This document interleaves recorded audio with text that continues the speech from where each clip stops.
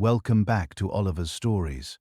Tonight, we find ourselves on the edge of a frozen world, a time before walls, before furnaces, before the simple thought that cold could be switched off like a lamp. The air does not attack you here. It just touches your skin again and again, softly, endlessly, as if to remind you that it will outlast you. Snow shifts beneath your feet. Your breath hangs in front of your face, white and slow, then disappears. There is no warm room ahead, no extra blanket hidden somewhere, no rescue waiting.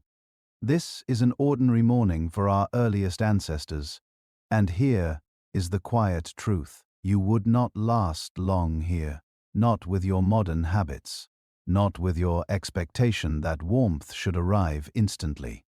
The cold is not your enemy. It does not rush. It waits, patient, certain that you will make a mistake. You do not see the cold as an enemy, not yet. Early humans never did. To them, cold was simply there, like night or rain. Something you moved through, something you worked with, not against. Archaeologists agree on one thing. Humans moved into freezing regions long before they had proper houses, farms, or metal tools. They did not wait for comfort. The why learned to live inside the cold itself. Notice your own body now. You keep shifting. A little movement here, a small step there. Not running, not rushing. Just enough to keep a flicker of warmth in your muscles. Staying still feels wrong. Your body remembers something your mind has forgotten. Children once learned this without words. They watched their parents shift, stamp, and rub their hands. They copied. They learned before they understood. That is how survival passed from one generation to the next. Here is a strange detail. Some evidence suggests that early humans chose to be cold on purpose, even when warmth was nearby. Not because they were tough, because they wanted to stay familiar with it. Cold hurts less when your body knows its rhythm. Experts still argue whether this changed their bodies or just their habits. Either way, it kept them alive. Listen now. The world sounds different in the cold. Footsteps crack, breathing echoes. In the quiet, your senses wake up. You feel the wind change direction before you see it. You smell snow coming, a clean, thin scent that warns you before the first flake falls. These tiny signals mattered. Ignoring them could leave you lost or frozen before morning. Later civilizations would build walls to block the cold. Early humans read it instead. They chose where to stop, not by convenience, but by subtle signs. A slope that breaks the wind. A cluster of rocks that holds the sun's warmth a little longer. A stand of trees that hums differently when a storm approaches. These decisions were made calmly, almost casually, but they were the difference between discomfort and danger. You squat briefly, feeling the cold ground through your feet. It is not pleasant, but it is honest. There is no illusion of separation between your body and the world around you. That separation would come later with floors, shoes, beds, and insulation.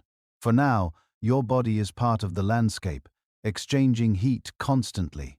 You are never fully warm, but you are also never shocked by sudden cold. Everything changes gradually. Here is another often overlooked fact. Early humans did not aim for perfect warmth. They aimed for balance.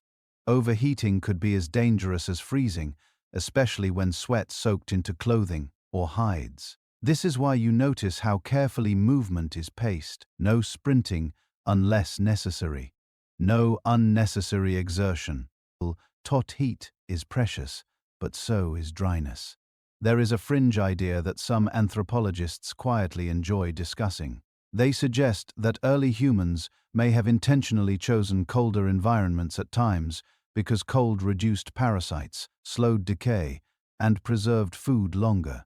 While this idea remains debated, it challenges the assumption that cold was always something to flee. You glance at the others around you. The group is small. Faces are familiar. There is comfort in proximity, not emotional comfort yet, but physical. Bodies radiate heat. Standing close matters. Even now you feel it when someone shifts nearer. This closeness is not romantic. It is practical. Social behavior here is shaped by temperature as much as by emotion. As evening approaches, the cold deepens slightly, but not suddenly. The light fades first. Your eyes adjust. You notice how activity slows naturally. No one announces bedtime. There is no strict schedule.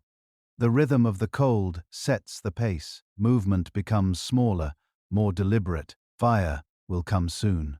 But even before that, your body prepares, conserving energy, lowering expectations.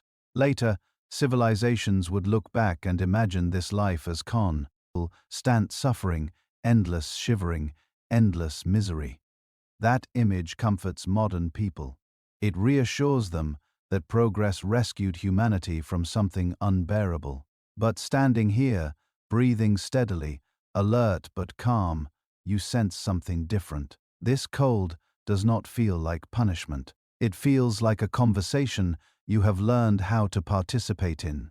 You exhale slowly. The sound is soft, almost rhythmic. This is how the story begins. Not with technology, not with buildings, but with bodies that learn to listen, adapt, and respond. And as you stand here, feeling the cold settle into your muscles without panic, you begin to understand why early humans often survived cold better than many who came after them. You keep walking slowly, steadily, letting the rhythm of your steps carry warmth upward from your feet. What you begin to notice now is not the cold itself, but how your body answers it. Muscles stay gently engaged even when you are not thinking about them. Your shoulders roll slightly. Your fingers flex and release. Nothing is rigid. Nothing locks up. Early human bodies were not built for stillness. And in cold environments, stillness was never neutral. There is a historical fact that physical anthropologists often return to. Early humans were generally more muscular and denser in build than many later agricultural populations. This was not about strength in a modern sense. It was about heat. Muscle produces warmth even at rest. Carrying more lean mass meant carrying a quiet internal fire that never fully went out. You feel that now, a subtle hum under your skin. Not hot, not cold, just alive.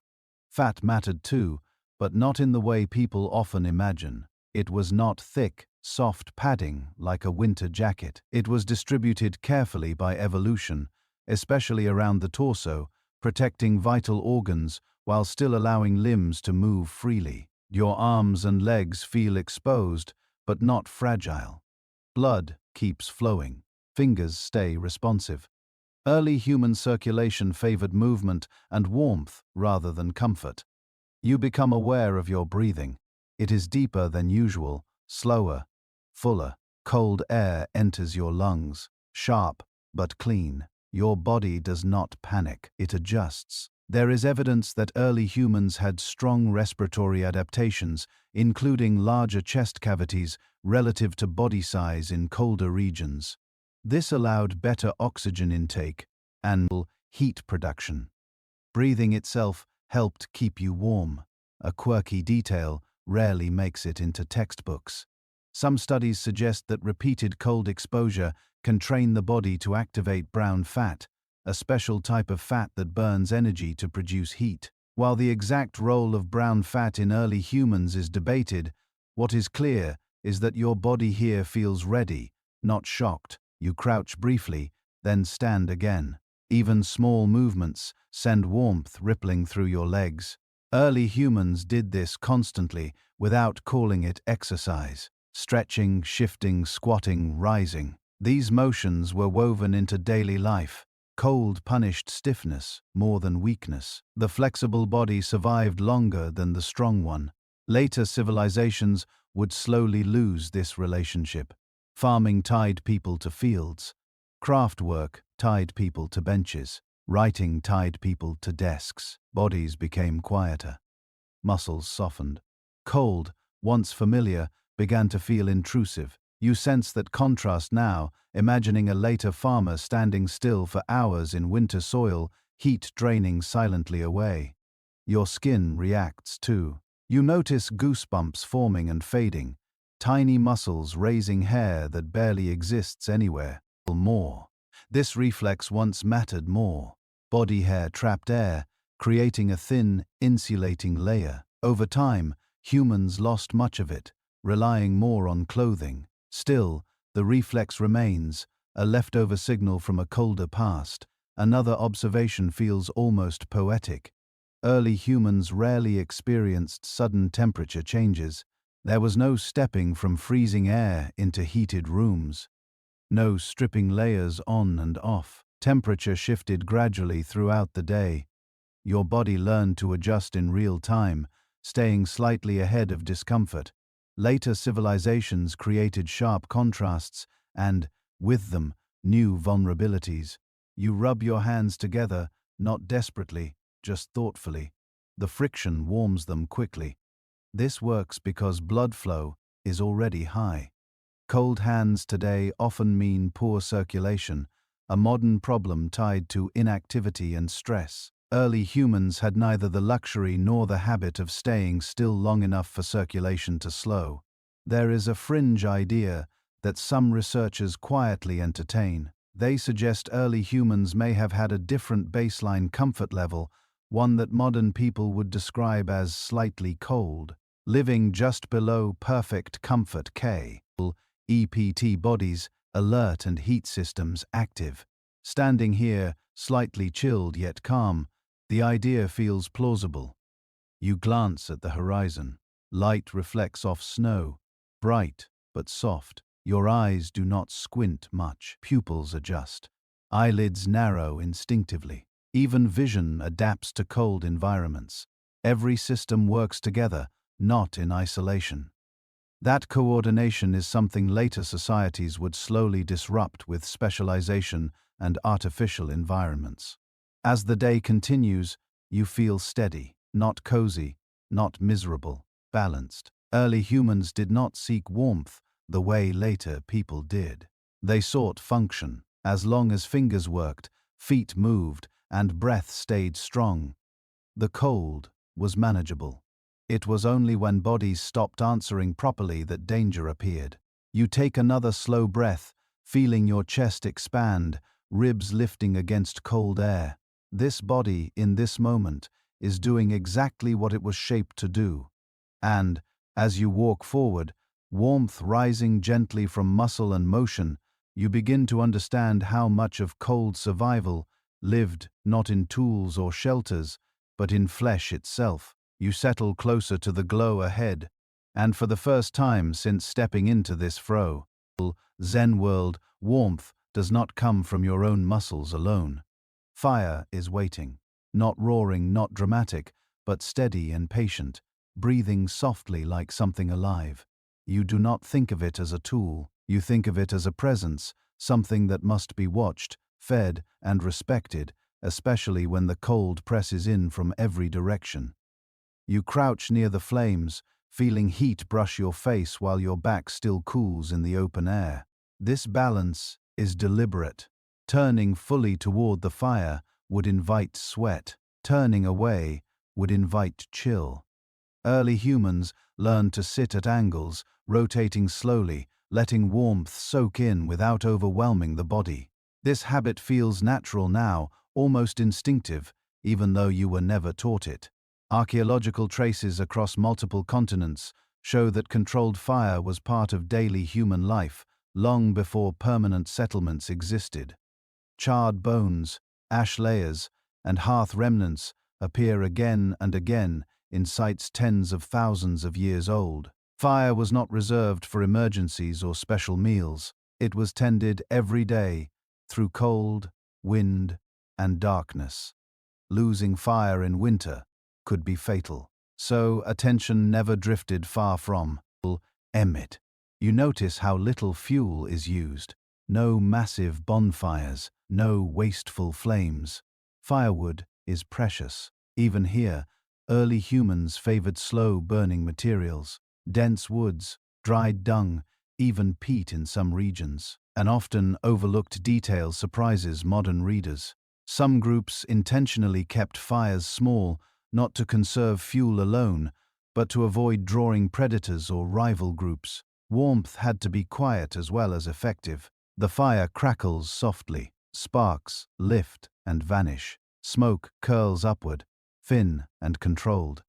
You position yourself so smoke drifts away from your eyes. This skill mattered. Smoke irritation could mean watering eyes, slower reactions, and restless sleep. Over time, people learned which woods smoked less, which burned cleaner, and which were worth the effort of carrying long distances. There is an ongoing discussion among researchers about whether early humans gathered around fire continuously or allowed it to die down at night. Some evidence suggests fires were kept alive almost constantly in colder seasons, passed from group to group like a shared responsibility. Others believe fires were sometimes allowed to fade once bodies settled close together. What is clear is that fire shaped daily rhythm, not just comfort. You extend your hands toward the warmth. Skin tightens, relaxes, blood rushes back into fingers. This is not passive heating, it is interaction. Early humans did not place fire in the center of rooms. They placed themselves around it, adjusting distance, posture, and exposure moment by moment. Fire was dynamic, and so were the people who depended on it. A lesser-known observation from ethnographic studies shows that some hunter-gatherer groups treated fire almost like a companion. Stories were told to it. Gestures were made toward it. Children were taught not just how to light it, but how to read its mood. A low flame meant hunger. A popping flame meant moisture. A steady glow meant rest. As night deepens, the fire becomes the center of awareness. Sounds soften beyond its reach. Wind is still there, but muted. Shadows stretch and contract along faces and hands. Firelight warms color as much as skin. Pale faces glow gold. Furs deepen in tone. This visual warmth matters more than you expect. Darkness plus cold can drain morale. Fire pushes both back at once. You notice how sleep approaches differently here. No one lies for a long time. Tea immediately. People lean, squat, doze, wake, adjust. Fire demands attention even during rest. Someone shifts closer to add fuel. Someone else nudges embers inward. Sleep comes in layers, not in a single long drop into unconsciousness. This pattern protected the fire as much as the people. Later civilizations would enclose fire behind walls, then behind hearths, then behind stoves. With each step, fire became safer and less demanding, but also less intimate. Here, fire is never fully controlled. A spark can burn skin. A gust can scatter embers. Respect stays high because risk stays close. There is a subtle warmth that fire provides beyond heat. It dries damp clothing. It stiffens wet hides into usable forms. It preserves tools by driving out moisture. Cold is not just low temperature. It is wetness, stiffness, and decay. Fire counters all three at once. This made it invaluable long before metal or stone architecture existed. Some researchers point out an intriguing possibility. Fire may have reduced cold-related illness by lowering humidity and limiting certain pathogens near sleeping areas. While the evidence is incomplete, it adds another layer to why fire mattered so deeply. Warmth was not its only gift. Protection extended inward as well as outward. You listen as the group settles. Breathing slows. Movements become minimal but never stop completely. Someone stirs embers gently with a stick. Someone else shifts position, presenting a different side of their body to the heat. This choreography is quiet and practiced. No one explains it. Everyone knows it. Your eyelids grow heavy, but awareness remains. Firelight flickers behind closed eyes, casting faint patterns. You smell smoke mixed with hide and earth.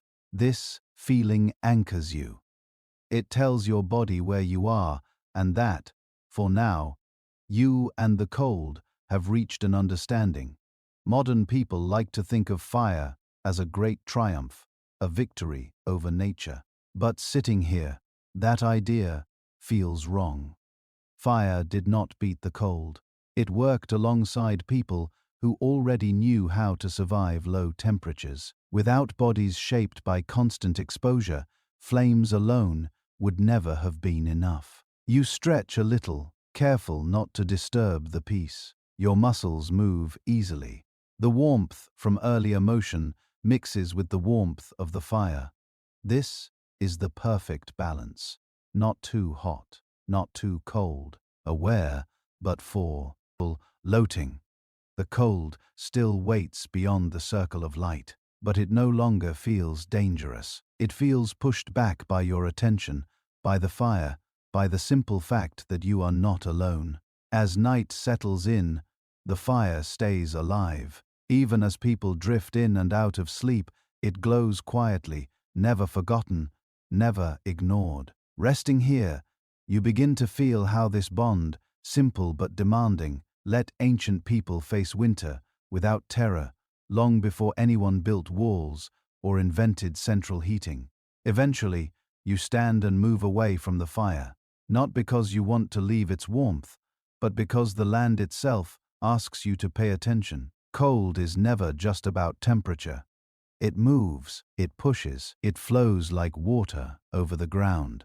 Early people learned fast that wind was more dangerous than snow, and that standing in the wrong spot could steal your heat faster than any long night ever could. You walk a short distance from the flames and feel the air change at once. One step is fine. The next bites your skin. Your cheeks tighten. Your ears start to sting. You turn your head and notice how the wind races along a low ridge, completely missing one small dip in the land. The difference, NCE, is sharp. In that sheltered hollow, the air is still. Your breathing steadies. Warmth lasts a heartbeat longer. Long before maps existed, people read the land with their bodies. Ancient campsites show the same patterns again and again. Shelters were placed behind rock walls, inside shallow dips, or under the edge of tree lines. These were not lucky guesses. They were lessons passed down through generations. You crouch and press your palm to the ground. It feels less cold here. Not warm, exactly, but less draining. The earth holds heat differently depending on where the sun has touched it. A slope facing south stays warm longer. A pile of stones gives back stored heat slowly after sunset. These small things mattered. People noticed them because ignoring them could cost your life. One detail often forgotten is that early shelters were never meant to block all cold, sealing everything in trapped moisture and stale breath. Instead, people favored simple windbreaks. A few branches leaned together, a low wall of stones, a hide stretched at an angle, just enough to push the wind aside. Cold flows around you instead of through you. Scientists studying ancient campsites see the same. Smart choices everywhere, from Ice Age Europe to Northern Asia. People picked spots that balanced openness and cover. This was not luck. It was shared knowledge. Comfort was never the goal, only manageability. You listen to the wind as it crosses the land. It whistles over ridges. It whispers through dry grass. It falls strangely silent in low spots. Ancient people heard these differences. A rising howl meant a storm was coming. A sudden stillness could mean snow was near. Sleeping in the wrong hollow could mean waking under a drift. Some anthropologists wonder if early humans developed a kind of wind memory, an instinctive feel for how air moved through familiar landscapes across the seasons. Hard to prove, but it would explain why people returned to the same camp spots year after year, even when animals and plants moved elsewhere. You step behind a group of rocks and feel your body relax. Your shoulders drop. Your breathing slows. This is not shelter in any modern sense. No roof, no walls. Yet, the difference is huge. Blocking even a little wind cuts heat loss dramatically. The cold is still there, but it no longer bites.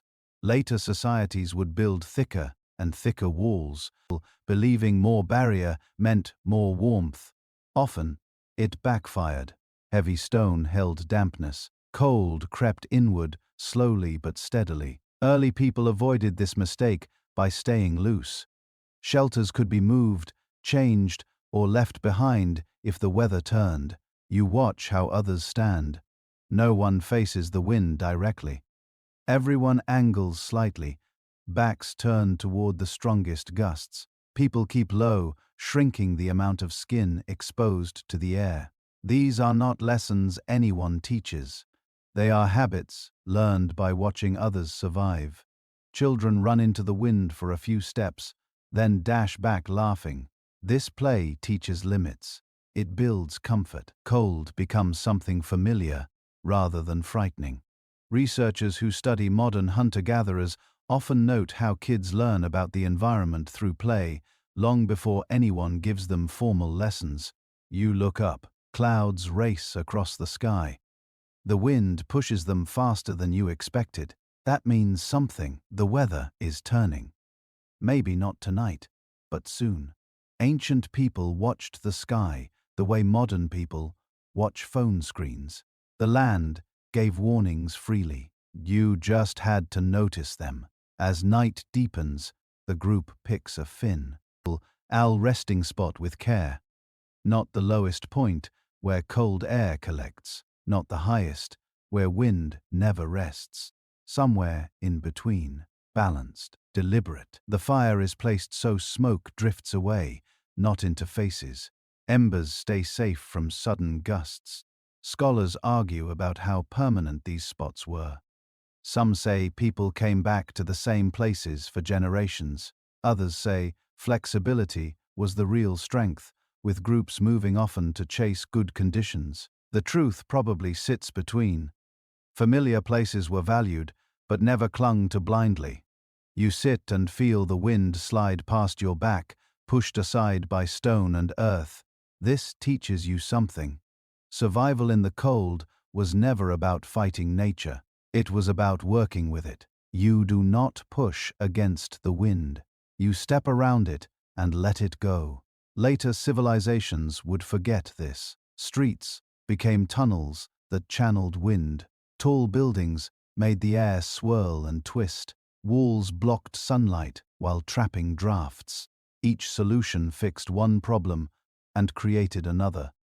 Early people avoided that trap by keeping everything simple and temporary. You lie down to test the ground. It feels solid but not harsh. Less wind here. Less heat escaping through contact. You pull a hide over yourself, not tight, just enough to cut the chill. Everything stays adjustable. Nothing is locked in place. That ability to change is the real shelter. There is a quiet pride in picking the right spot. It feels earned. You are not protected by something you bought or built. You feel in sync. The cold is still real. The wind still moves, but you are no longer standing in its way. As your eyes grow heavy, you listen to the softened world. Wind hums over the rocks. Fire whispers behind you. Breath moves in and out, steady and calm. This is how ancient people lived with winter. Not by building it out, but by stepping just far enough aside. And as sleep pulls you down, you understand something true. Survival here is not about being strong or tough. It is about paying attention. The land tells you where to stand. You just have to listen. You pull the hides closer, not wrapping yourself like a package, but arranging them with thought. Clothing here is not something you put on and forget. You manage it constantly, like fire or movement. Every fold matters. Every gap has meaning. Ancient people did not dress for style or ease. They dressed to live, and the cold shaped every single choice. First, you notice how alive the material feels. Fur still remembers the animal it came from. It bends and breathes and shifts as you move. When you kneel, it presses down and traps air. When you stand, it loosens and lets moisture escape before it can turn cold. This was not by accident. Generations of trial taught people which hides worked best in which weather. Digs in cold regions often uncover scraping tools worn smooth from endless hide work. Skins were cleaned, stretched, softened, and sometimes smoked. Smoking did more than preserve the leather. It made it resist water and rot. It also left a smell, faint and familiar, that meant warmth and safety. You catch that scent now, mixed with ash and earth. Researchers agree that early people wore layers long before weaving was invented. Inside layers were soft and warm. Outside layers blocked wind and wet. These layers were not stitched tight like modern clothes. They were tied, draped, and adjusted all day long. Tight clothes stole movement and trapped sweat. Loose clothes let you breathe and bend. You roll your shoulders and feel the fur slide instead of stick. Hat matters more than you think. Stiff clothing drains your energy. Flexible clothing works with your body, not against it. Ancient people learned this by feel, not from books. If a garment slowed you down or made you clumsy, they threw it away. Many early garments were worn with fur on the inside, not the outside. The fur held warm air next to the skin. The smooth hide faced the wind and snow. This choice changed depending on the place, but it always showed careful thinking, not guesswork. Cold forced people to experiment. Seams are placed away from moving joints. Knees, elbows, shoulders, stay free. Stiff seams in those spots would rub, tear, and hurt. Clothing here follows the body's needs. The body does not twist to fit the clothes. Some experts think ancient people adjusted their clothing all day long, not just once in the morning. You feel that now. When you move, you loosen a tie. When you rest, you pull a layer tighter. This constant fine-tuning stops you from getting too hot or too cold. The cold was handled minute by minute. Scholars still debate how much clothing early people really needed. Some say their bodies adapted so well that heavy clothes were optional. Others say clothes were essential. The truth probably changed with the place and the season. What is clear is that clothing was never a substitute for awareness. It was one piece of a larger system that included movement, fire, and shelter. You watch someone nearby repair a tear using sinew. The motion is slow and practiced. Sinew tightens as it dries, making seams that are strong but not stiff. This skill mattered deeply. A torn garment in freezing weather was not a small problem. It was a danger. Repairs were done early, before the damage spread. Children wear smaller copies of the same clothes, often too big on purpose. Loose clothes let them move freely and stay warm while they learn through play. This also meant families did not need to make new clothes every time a child grew. Some groups avoided bundling up too much during mild cold just to keep their tolerance sharp. Too many layers dulled awareness and caused sweating. This practice echoed the older habit of staying familiar with the cold. Warmth was earned through behavior, not hoarded behind layers. You lift the edge of a hide and feel moisture escape. Breath, sweat, melting frost, all create dampness. Early clothes were designed to dry as much as to insulate. Hides were shaken, aired, and turned. Wet clothes were dangerous. Dry clothes kept you alive. Later people would trade hides for woven fabric and tailored shapes. Those brought new benefits, but also new problems. Fabric soaked up moisture more easily. Tight fits slowed blood flow.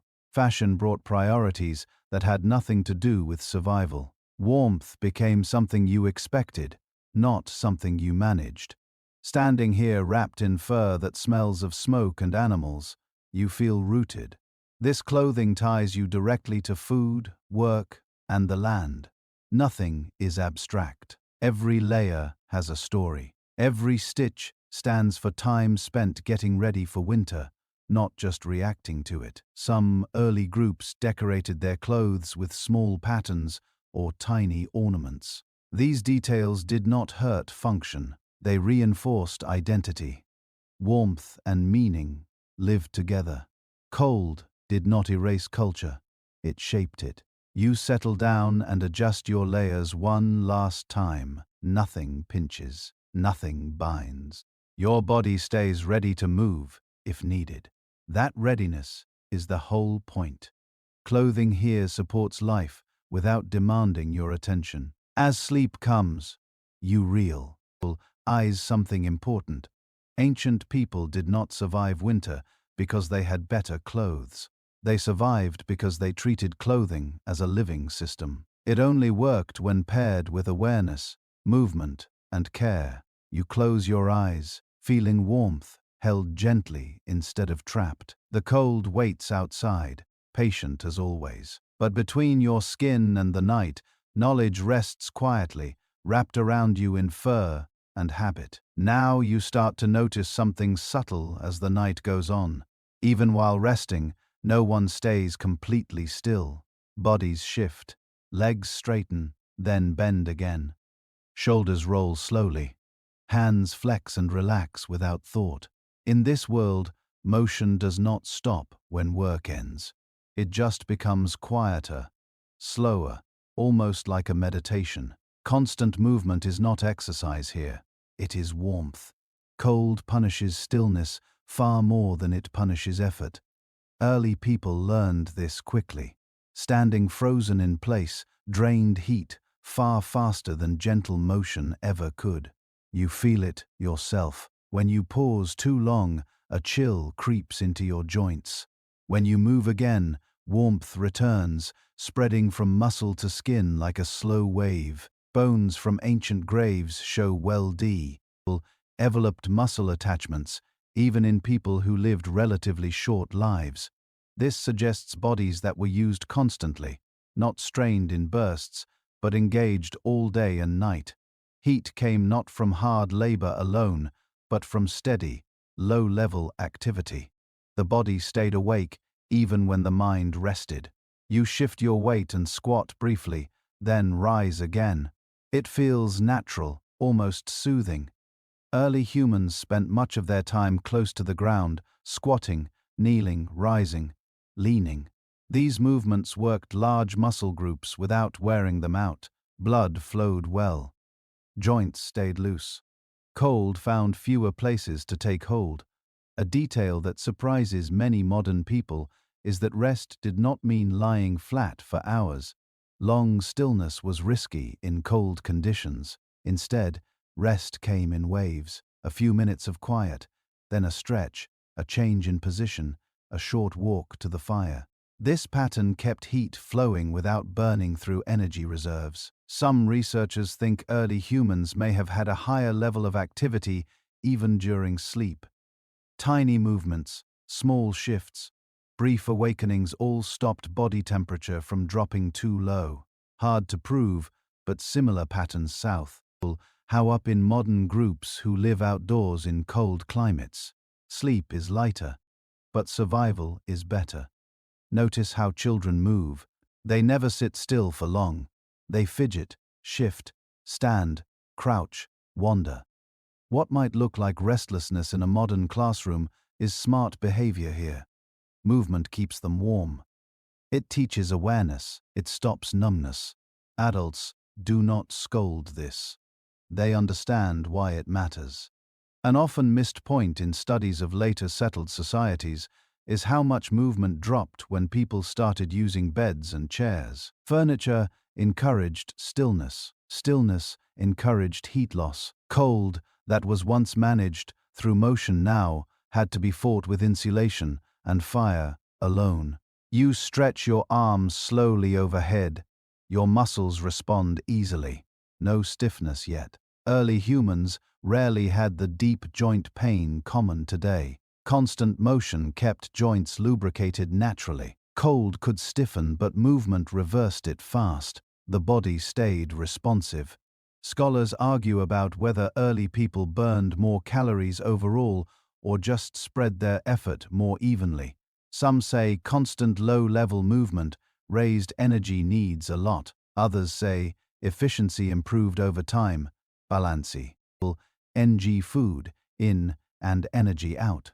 What matters here is not the number, but the pattern. Heat came from steadiness, not intensity. You walk a short circle around the resting area, not because you need to go anywhere, but because motion feels right. Others do the same at different times.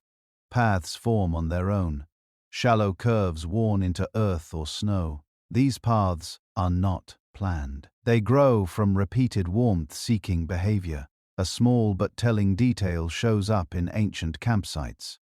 The ground near hearths is often more packed down than surrounding areas, marked by countless small movements, not heavy traffic. This suggests people did not just sit and stare at the fire. They circled it. They came close and backed away. They changed positions over and over.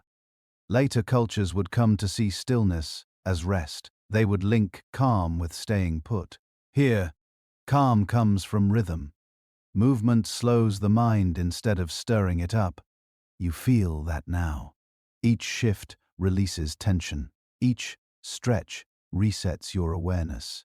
Some experts believe early humans developed a sharp sense of body position because survival demanded it. Cold made clumsiness dangerous. Falling could mean injury. Injury in winter could mean death. Constant motion trained balance, coordination, and attention all at once. You lower yourself to the ground again, this time on your side, knees bent, spine curved a little. It feels warmer than lying flat. Less of your body touches the cold earth. You tuck your hands near your chest. This position is not just for comfort, it saves heat. Notice how your breathing follows your movement. Inhale as you stretch. Exhale as you curl inward. This rhythm soothes you. It also helps control your temperature. Breath becomes a tool, not just an automatic action. A less common idea is that cold tolerance grew not only from physical changes, but from being used to discomfort. Movement made discomfort short-lived instead of scary. A chill could be shaken off. Numbness could be reversed. Panic had no place here, because solutions were right there, in your own body. Later societies would lose this closeness with their bodies. Cold would hit like a shock. Stiffness would hang on. Movement would feel optional instead of necessary.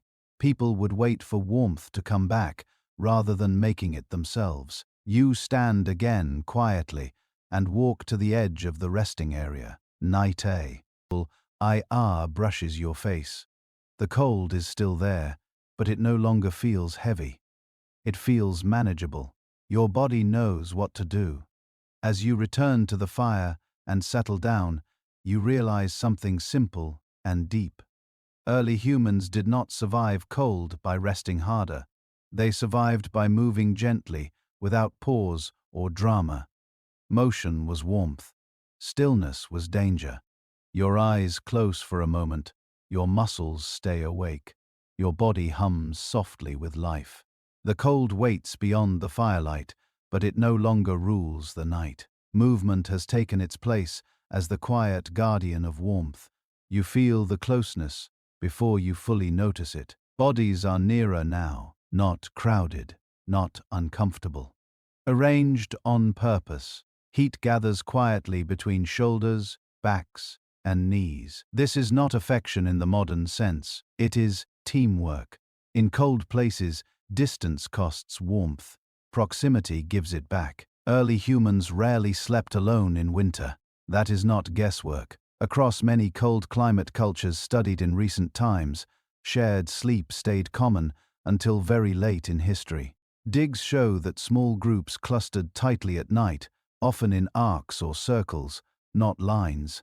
This let warmth move around while I'll leave room for movement and fire tending.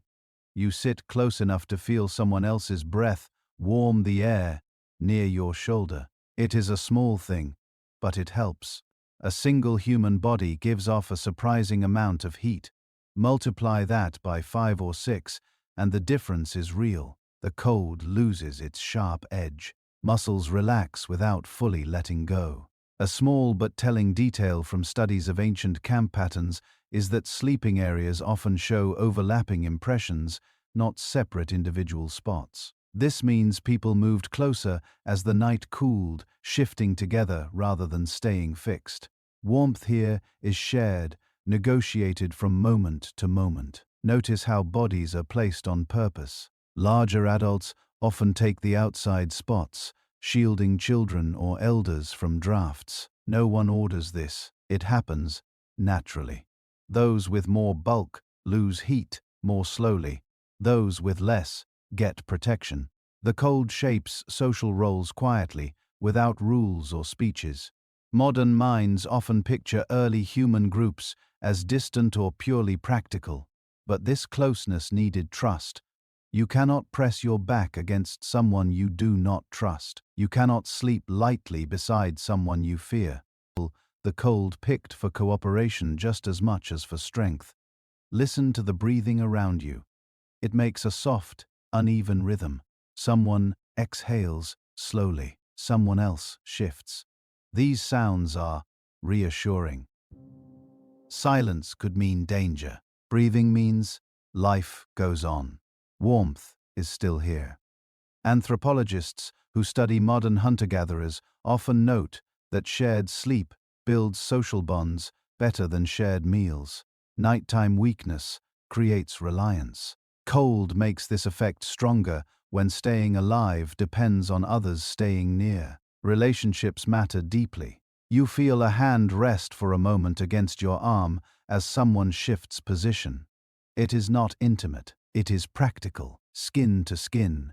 Heat moves fast. Even a brief touch can warm chilled fingers. The method is simple, and it works. Yet later cultures would pull away from it, guided by new rules about personal space. Scholars still debate whether harsh winters pushed early humans closer together emotionally as well as physically.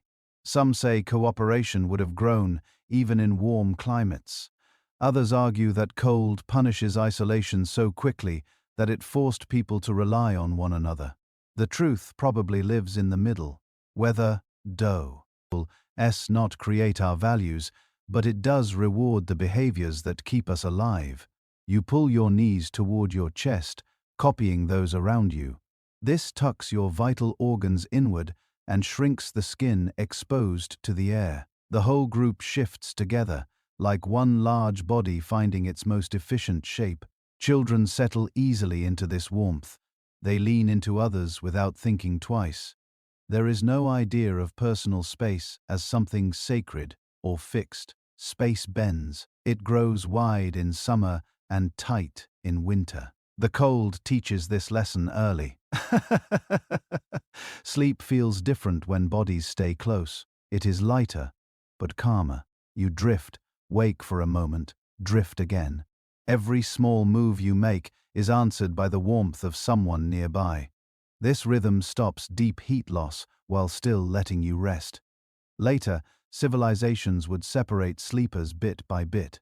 Walls split families. Beds turned people into islands. Privacy grew, but warmth shrank. Cold nights indoors became strangely lonelier than nights outdoors ever were. A curious detail appears in old travel journals. Explorers who met Arctic peoples were often surprised by how little fire they used at night. Body heat did most of the work. Arcade. Fire helped, but it did not replace human closeness. Do you feel that now? The flames have softened to glowing embers. Yet you are not cold. Warmth moves gently through the group. The cold stays outside the ring of bodies. There is a quiet mental shift that comes with this setup. Fear drops away. Cold often brings worry because it feels like something you face alone. Here, loneliness is rare. Even if danger comes, it comes for everyone at once, not just one person. That shared risk calms the mind. You move a little, careful not to bump anyone. They shift in response. No words are needed. Bodies speak through pressure, heat, and small adjustments. Some researchers think early humans had a higher tolerance for physical closeness simply because they had no choice. Modern discomfort with proximity may be learned, not natural. The cold shaped expectations differently. As night deepens, breathing slows across the group. Muscles loosen but never fully let go. Warmth holds steady. The cold waits beyond, as patient as ever. You close your eyes and let the truth settle in. Early humans did not face winter alone. They faced it together. Shared warmth was not a luxury. It was a survival plan. And, as sleep pulls you closer, you realize that this closeness, practical and wordless, gave ancient people an edge that later, more separate societies would slowly lose. Sleep arrives differently here. It does not drop like a curtain. It drifts in, pauses, then drifts out again. Your eyes close, but something stays awake. The cold has trained your body not to vanish completely. You rest, but you listen. You sleep, but you stay lightly tied to the world around you. Early humans rarely had the deep, unbroken sleep that many people expect today. Nights came in pieces, short rests followed by brief waking moments. This was not a flaw, it was protection. Cold nights asked for watchfulness. Fires needed tending. Weather could turn fast. A body that slept too deeply might not wake up. You feel this rhythm settle into you now. You curl inward, rest a while, then stir. A shift of weight, a stretch of fingers, a quiet look at the embers. Each small movement pushes warmth back into your muscles before the cold can dig in. Sleep here is shared work, passed from person to person like a quiet watch. Long after farming began, people still slept in two phases, waking naturally in bed. Between. In colder places, this pattern made even more sense. Early humans likely followed the same cycle long before it had a name. Notice how the ground feels beneath you. Solid, but not harsh. You chose this spot carefully, away from wind and falling cold air.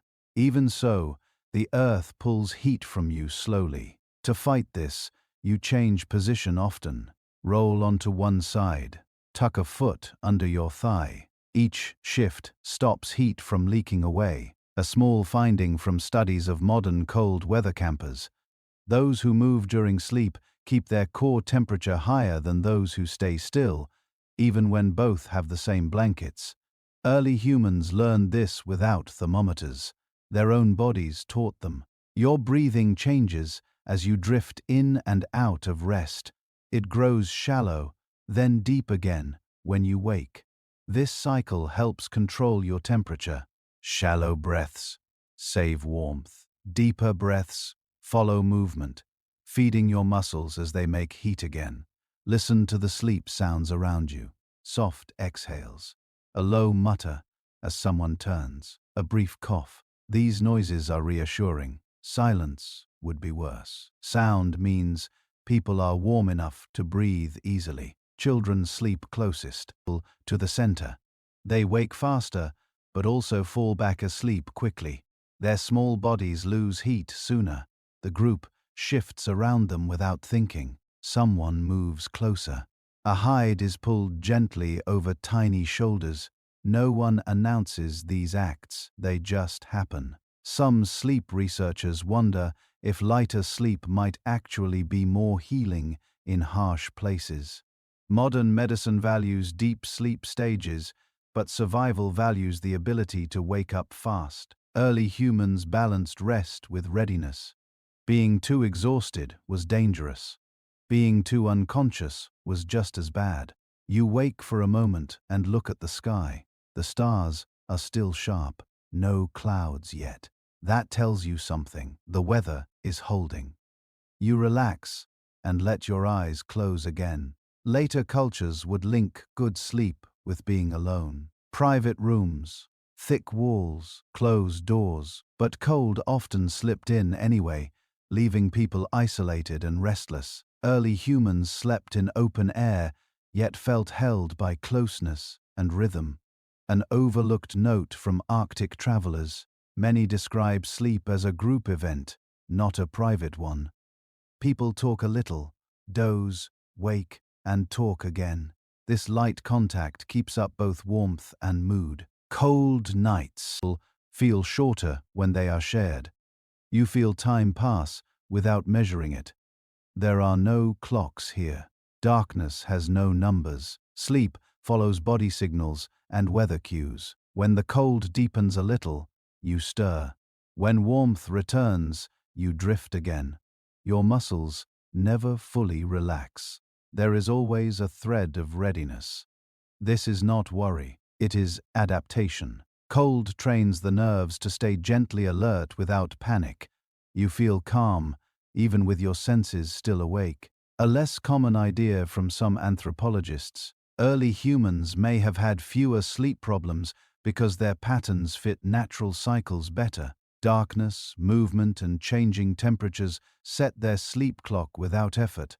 Hard to prove, but it matches what you feel now. You shift closer to another body and feel warmth spread across your side. This contact lets you sleep longer before needing to move again. Shared warmth stretches your rest without losing safety. Firelight flickers behind your closed lids.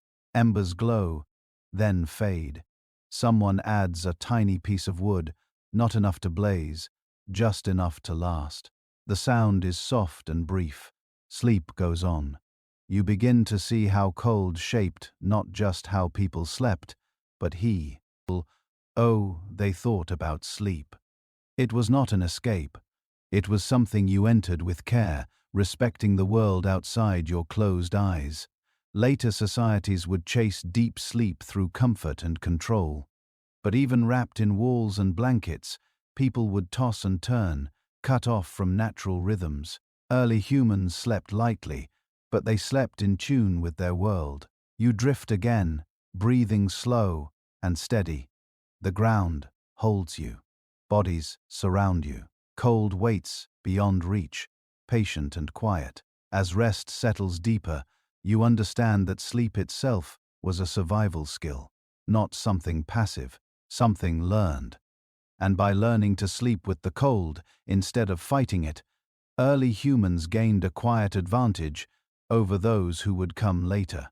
Morning does not come with warmth, it comes with hunger. You feel it before you open your eyes, a deep pull from inside. Cold nights burn energy quietly, even when you barely move. Early humans knew this well. Food was not just for strength or getting through tomorrow. It was for heat. You sit up slowly, your muscles, half awake all night, stretch and complain. The cold feels sharper before you eat. Your fingers are stiff. Your breath looks thicker in the air. This is normal. Your body has spent the night keeping itself alive on stored fuel. Now, it needs more. Researchers agree that cold climate diets were rich in fat. Animal fat, marrow, organs, oily fish. These gave more than calories. They made lasting internal warmth. Carbs burn fast. Fat burns slow. That slow burn mattered during long cold hours when movement was limited. You imagine food being prepared nearby, not fancy meals. Simple, careful choices. A chunk of roasted meat. Cracked bones with marrow inside. Fat dripping into embers, sizzling softly. The smell is deep and grounding. It tells your body what is coming before you take the first bite. A detail often missed in talks about ancient food. Protein alone will not keep you warm. Too much lean meat without fat can actually make cold stress worse. Early humans learned fast that fat was essential. They changed their eating with the seasons to make sure they had enough. You take a bite and feel warmth begin. Not on your skin, but deep in your core. Digestion itself makes heat. Scientists call this the thermic effect of food. Early humans had no name for it, but they felt the result right after eat. Eng, your fingers wake up, your toes feel normal again. The cold pulls back a little. Some experts think early humans timed their biggest meals for cold exposure. Eating before long rests or before travel in freezing weather gave them internal insulation. This strategy shows up again and again in cold-adapted cultures throughout history. Notice how food is shared. No one eats alone. Portions are split with care. Children and elders get attention first. This is not kindness. It is survival math. Small bodies lose heat faster. Protecting them protects the whole group's future. There is debate about how often early humans ate in winter. Some say scarce food meant long fasts. Others see signs of small, frequent meals. The truth likely changed with place and season. What is clear is that eating was tied to managing cold, not to clock times. You lick grease from your fingers without a second thought. In this world, cleanliness serves warmth. Fat on your skin offers a little shield against wind and damp. Some groups rubbed animal fat directly onto exposed skin. This cut down on heat loss from sweat and stopped cracking. Not everyone did it, but the practice appears in many cold weather tours. A lesser-known note from early European explorers. They were struck by how much fat northern peoples ate and how miserable those same people became when forced to eat low-fat rations. Warmth faded. Energy dropped. The cold turned dangerous again. You chew slowly, letting your digestion work. Your body answers almost at once. A gentle heat spreads outward. Your muscles relax but stay ready. This inner fire works alongside the outer fire you tended all night. Later, farming societies turned to grain. Grains gave steady calories, but not lasting warmth. In winter, people felt cold even indoors. Fires burned all the time, but bodies stayed chilled. The fuel inside had changed. Stand and move a little after eating. Motion spreads the heat. Blood carries warmth from your stomach to your fingers and toes. This habit becomes automatic. Eating and moving go together. There is also water to think about. Cold makes you less thirsty, but dehydration makes cold stress worse. Early humans drank broths, melted snow, and water from unfrozen streams. Warm liquids gave both wetness and warmth. You feel that comfort as you sip slowly. Some researchers think early humans ate more salt than we do, especially in cold places. Salt helps blood flow and nerve signals. Hard to prove, but it fits with what we see in later cold-adapted cultures. You watch others eat and notice their restraint. No one stuffs themselves. Too much food makes you sweat, and sweat chills fast. Balance. Enough fuel to warm the body, not so much that it overheats. Food here is not separate from survival. It is part of temperature control. What you eat, when you eat, how you eat, all of it matters. As the meal ends, you feel steadier. The cold is still there. The wind still moves, but inside, warmth holds. This inner steadiness let early humans face freezing days without constant fear. Later, the would pull food away from the environment. Eating became scheduled, social, symbolic. Warmth became something from outside, from buildings and clothes. The body's own heat-making lost its central role. You wipe your hands and stand up fully. Energy hums under your skin. The day ahead may be cold, but your body is ready. Heat no longer feels fragile. As you step forward, something quiet settles in. Early humans survived cold, not just by blocking it out, but by feeding the fire inside. That inner warmth, steady and reliable, carried them through nights and seasons that later people would struggle to endure. The cold no longer feels like something you fight. It feels like something you listen to. As the day goes on, you notice how your attention stays aimed outward, always checking the air, the ground, your own body. Discomfort is not ignored, but it is not a crisis either. It is information. Early humans lived with discomfort as a teacher. Cold skin meant move, numb fingers meant change position or add a layer. Shivering meant energy was running low. None of these signals were failures. They were messages, clear and fast. You pause and see how quickly your body responds when you pay attention. A few steps bring back warmth. A shift of your clothes cuts heat loss. A change in your posture blocks the wind. The cold rarely had time to turn dangerous because people answered it early. Later people would dull this sensitivity. They would wait too long before acting. There is good evidence that early humans grew sharp body awareness simply because they needed it to stay alive. Pain and discomfort were not annoyances. They were part of daily life. Cold sharpened this awareness instead of drowning it out. You feel the difference between discomfort and danger. Discomfort is manageable. It makes you move. Danger comes when you ignore discomfort for too long. This difference matters. Modern people often panic at the first chill because they are not used to listening to it calmly. A telling finding from studies of cold-adapted people today. Those who grew up with cold often describe it as neutral, not hostile. Cold becomes background, not emergency. Early humans likely felt the same. Their emotional response to winter was quieter. You walk along a familiar path and notice how the cold changes with the land. A shaded spot feels sharper. A sunny patch feels soft. These differences guide your steps. You stay where warmth gathers. You pass quickly where it drains away. This behavior is subtle but constant. Later societies would flatten the land, pave it, make it all the same. Cold would feel the same everywhere. Without variation, awareness faded. People stopped adjusting and started just enduring, a detail often missed. Cold tolerance is not about ignoring discomfort. It is about answering it early and often. You never let the cold build up speed. Small fixes stop big problems.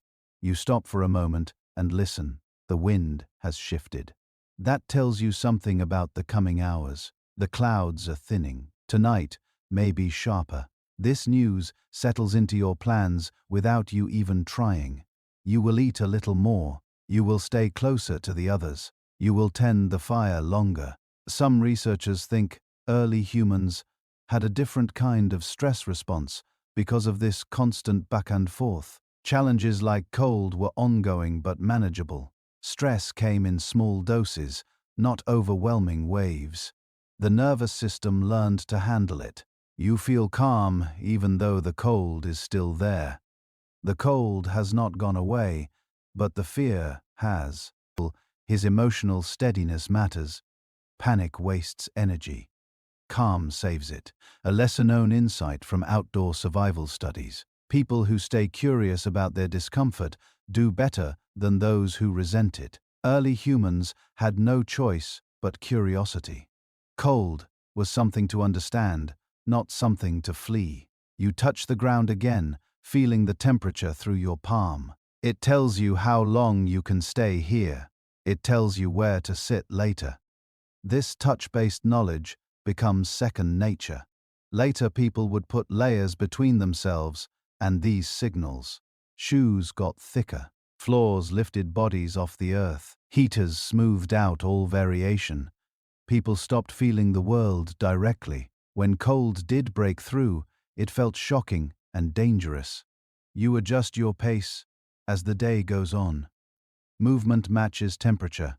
Faster when the cold bites harder, slower when warmth returns. This constant tuning keeps your body balanced. There is debate about whether early humans had less long-term stress despite their harder lives. Some science say yes. Their problems were right in front of them and had clear answers. Cold could be fixed with action.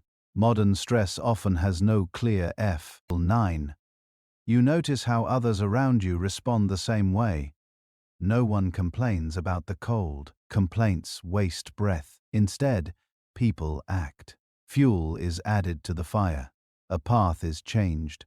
This is a culture of response, not complaint. As the sun lowers again, you feel ready. The cold no longer surprises you.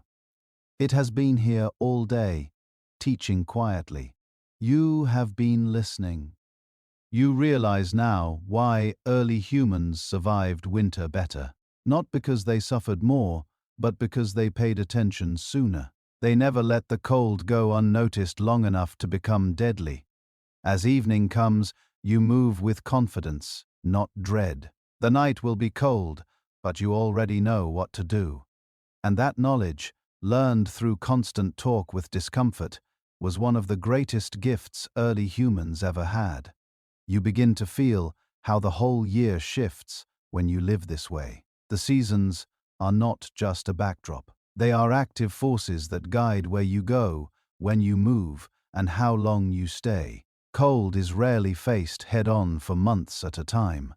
Instead, it is anticipated, approached, and then eased away from through careful movement across the land. Early humans did not anchor themselves to knee place and demand that it provide everything year-round.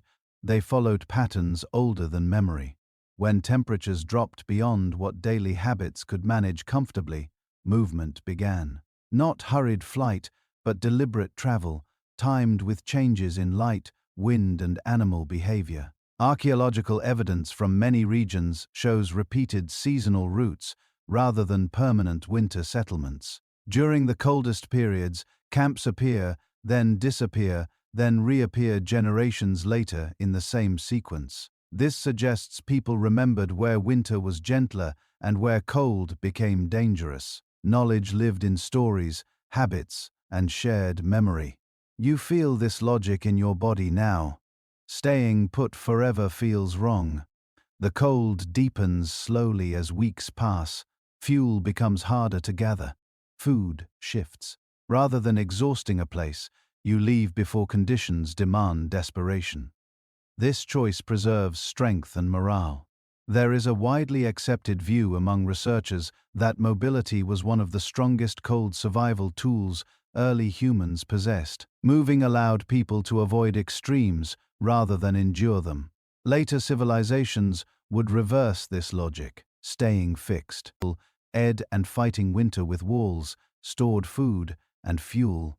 You walk along a familiar route and notice landmarks that mark seasonal change. A bend in the river that freezes earlier than others, a grove of trees that blocks winter winds but traps summer heat. These markers guide timing. You do not wait for cold to become unbearable. You move when it begins to ask harder questions. Animals offer signals as well. You see herds shift direction. Birds thin out. Tracks change patterns. Early humans watched these signs closely. Animals survive cold by moving too. Ignoring their behavior would have been foolish. There is a lesser-known detail from studies of hunter-gatherer societies. Seasonal movement reduced illness. Staying too long in one place allowed waste, moisture, and disease to build up. Cold combined with illness was deadly. Movement broke that cycle. You pack lightly, few possessions. Everything you carry must justify its weight. Heavy objects drain energy. Energy is warmth. This understanding keeps movement efficient. Later civilizations would accumulate belongings, tying themselves physically and emotionally to place. When winter came, they stayed and endured, often at great cost. Early humans chose flexibility instead. You feel the ground change beneath your feet as elevation shifts. Cold pools in low areas. Higher ground offers better airflow. You adjust your route accordingly. Even small changes in elevation can alter temperature, and wind exposure. These details guide decisions quietly. There is ongoing discussion among scholars about how far early humans traveled seasonally. Some evidence suggests long migrations. Other evidence points to smaller local circuits. What matters is not distance, but timing. Movement happened before cold became a crisis. You stop briefly and feel the sun on your face. Its angle is lower now. Days shorten. This too signals change. Early humans read the sun as carefully as the land. Loss of light meant planning had begun. A small but telling observation comes from ethnographic records. Groups that moved seasonally often experienced less anxiety around winter. Winter was expected, prepared for, and then partially avoided. Fear diminished when choice remained. You imagine later farmers watching winter approach with no option to move. Fields tied them down. Stored food determined survival. Cold became something to end, rather than navigate. Here, movement keeps cold from dominating.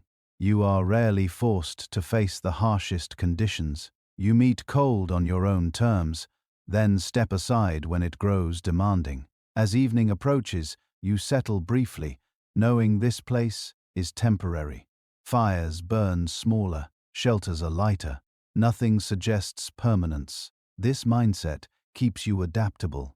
You rest and feel satisfaction, not from staying warm, but from staying ahead. Cold has not beaten you. You have simply chosen where to meet it. As sleep comes, you understand that early humans survived cold better because they refused to be trapped by it. Movement kept options open. And in a world shaped by winter, options were everything. As the day progresses, you reach for tools without thinking about them. They are simple, familiar, shaped by hands that understood cold intimately. There is no unnecessary complexity here. Every object must work when fingers are stiff and attention is divided. Cold forgives nothing that demands precision. You grip a stone scraper and feel how its edge fits naturally against your palm. There are no sharp angles pressing into your skin. Tools like this were shaped not just to cut or scrape, but to be held comfortably for long periods in low temperatures. Evidence from ancient tool collections shows rounded grips and balanced weight, especially in regions with harsh winters. You notice how few tools there are. Each one serves multiple purposes. A blade cuts, scrapes, pries, and drills. A stick becomes a lever, a walking aid, or a fire poker. Carrying less means moving more easily. Ease of movement preserves warmth. There is a widely accepted observation among archaeologists that early tools favored reliability over efficiency. A tool that worked every time in cold conditions was more valuable than one that worked perfectly only in ideal circumstances. Cold made fine tolerances unreliable. Simple designs endured. You try a small task with numb fingers and appreciate how forgiving the tool is. It does not slip easily. It does not require a forceful grip even when coordination dulls slightly. The tool cooperates. This cooperation mattered deeply. A small detail rarely receives attention. Many early tools show wear patterns indicating use by both hands. Ambidexterity reduced strain and kept circulation balanced. Switching hands prevented one side from chilling excessively. Cold encouraged symmetry. You watch others work and notice how tasks are broken into short sessions. A few minutes of cutting, then movement, a pause to warm hands near the fire. Work rhythms are shaped by temperature, not clocks. This pacing keeps mistakes low and injuries rare. Later civilizations would introduce specialized tools that demanded precision and long focus. In cold workshops, these tools failed more often. Fingers numbed, accidents increased. Early humans avoided this trap by keeping tools adaptable. There is ongoing discussion among researchers about whether tool design influenced migration into colder regions. Some argue that better tools enabled expansion. Others suggest expansion forced tool innovation. The relationship likely flowed both ways. Cold shaped objects, and objects shaped possibility. You lift a heavier tool and notice how its weight warms your arm slightly as you move it. Muscle engagement produces heat. Tools were not made lighter than necessary. They needed enough mass to work efficiently without exhausting the user. Balance mattered more than minimal weight. An overlooked observation from ethnographic studies of cold CL innate craftspeople is that many prefer tools that work well with gloves or mittens. Early humans had no gloves in the modern sense, but they understood the same principle. Tools had to be usable, with reduced sensitivity. You notice how edges are maintained. Dull tools require more force, which increases sweating and fatigue. Sharp tools cut quickly and allow rest. Cold punishes inefficiency. Maintenance is not optional. A quieter point is often missed. Tools also reduce exposure time. Efficient processing means less time standing still in cold air. Shorter tasks preserve warmth. This efficiency supports survival more than speed alone. You finish your task and return the tool to a shared place. Nothing is hoarded. Tools circulate based on need. Sharing reduces duplication and weight. It also ensures that everyone stays productive and warm.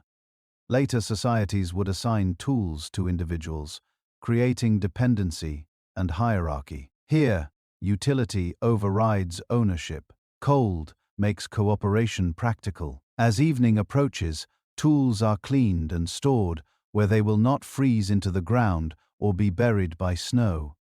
Placement matters. Searching for a tool with numb fingers wastes heat and time. You sit and warm your hands, appreciating how the day's work never pushed you to exhaustion. The tools supported your body rather than demanding effort from it. As you rest, it becomes clear that early humans survived cold not by inventing complex machines, but by designing objects that respected human limits. Tools worked with cold hands, tired muscles, and shifting attention. In a world shaped by winter, simplicity was not primitive, it was intelligent. And as you settle into the quiet of evening, you understand how these humble objects helped keep warmth alive long after the fire dimmed. As time moves forward in your mind, something subtle begins to change. The cold itself has not grown harsher, but the way people meet it slowly shifts. You feel the difference as if stepping from open ground into a narrow passage. Movement becomes less fluid, choices narrow. Comfort begins to take priority over awareness. And with that shift, something important is lost. You imagine the first solid walls rising. Permanent structures promise safety. They block wind, hold fire, and protect stored food. At first, they feel like an obvious improvement. Fewer miles walked, less exposure to storms, a place to return to every night. Yet, as you step inside one of these early buildings, you notice the air immediately. It is still damp, heavy with breath and smoke. Archaeological evidence from early settled communities shows a rise in respiratory problems and joint stress compared to earlier mobile groups. Enclosed spaces trapped moisture. Cold seeped into stone and earth walls, lingering long after fires burned out. Warmth became uneven. One side of the room roasted while another chilled bones quietly. You sit near a wall and feel it draw heat from your back. Stone holds cold well, unlike open land. It releases that cold slowly. People built thicker walls hoping for insulation, but often created cold reservoirs instead. Fire had to burn constantly to compensate. There is a commonly accepted view among historians that early settlements increased survival through food stability and population growth. This is true, but stability came with trade-offs. Cold was no longer met through movement and adaptation. It was confronted through resistance, walls versus winter, fire versus dampness. Control replaced cooperation. You notice how bodies change in these spaces. People's it longer. Work becomes repetitive and localized. Fields demand hours of stillness. Craft work anchors hands and eyes to one place. Muscles soften. Circulation slows. Cold creeps in quietly.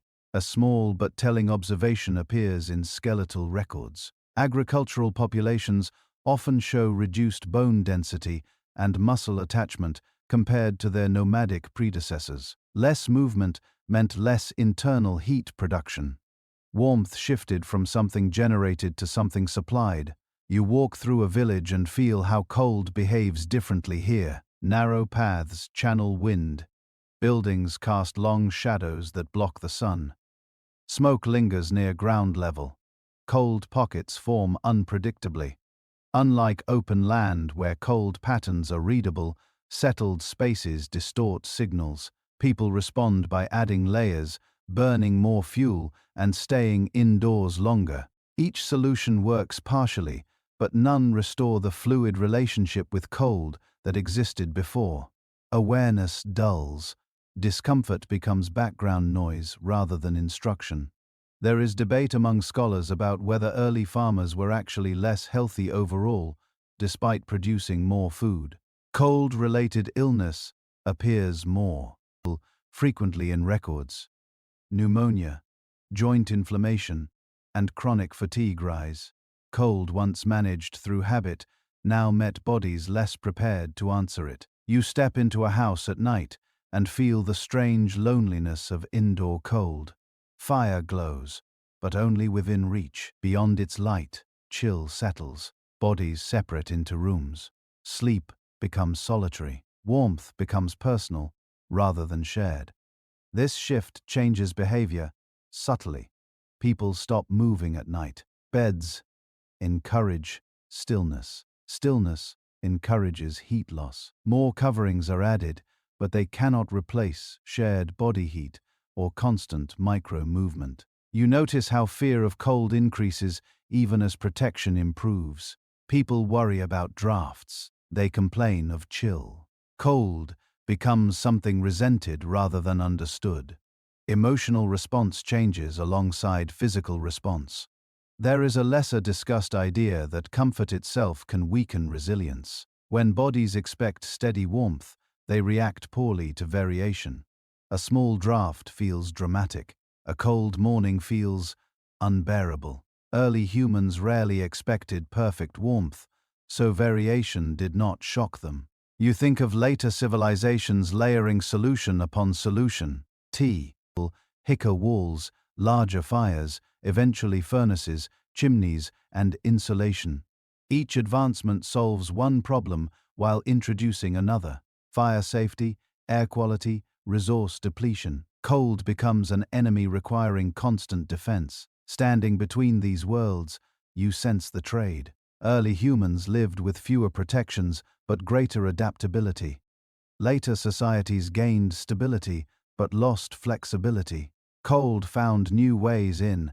As you leave the village and return in memory to open land, you feel your body respond. Breathing deepens. Movement resumes. Cold feels clearer again. Less confused, the lesson settles gently. Survival is not only about building barriers, it is about preserving the skills that let you respond when barriers fail. Early humans survived cold, better not because they were tougher, but because their lives never let them forget how to listen. You remain within the settled world a little longer now, long enough to feel how deeply agriculture reshapes the experience of cold. The land no longer responds to you. You respond to it. Fields demand attention at fixed times. Regardless of weather, crops wait for no one. When winter arrives, it does not arrive as a signal to move, but as an obstacle to endure.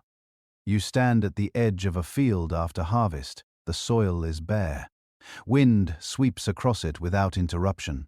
There are no trees left to slow it, no tall grasses to soften its force. Clearing land for farming removes many of the natural wind breaks early humans once relied on.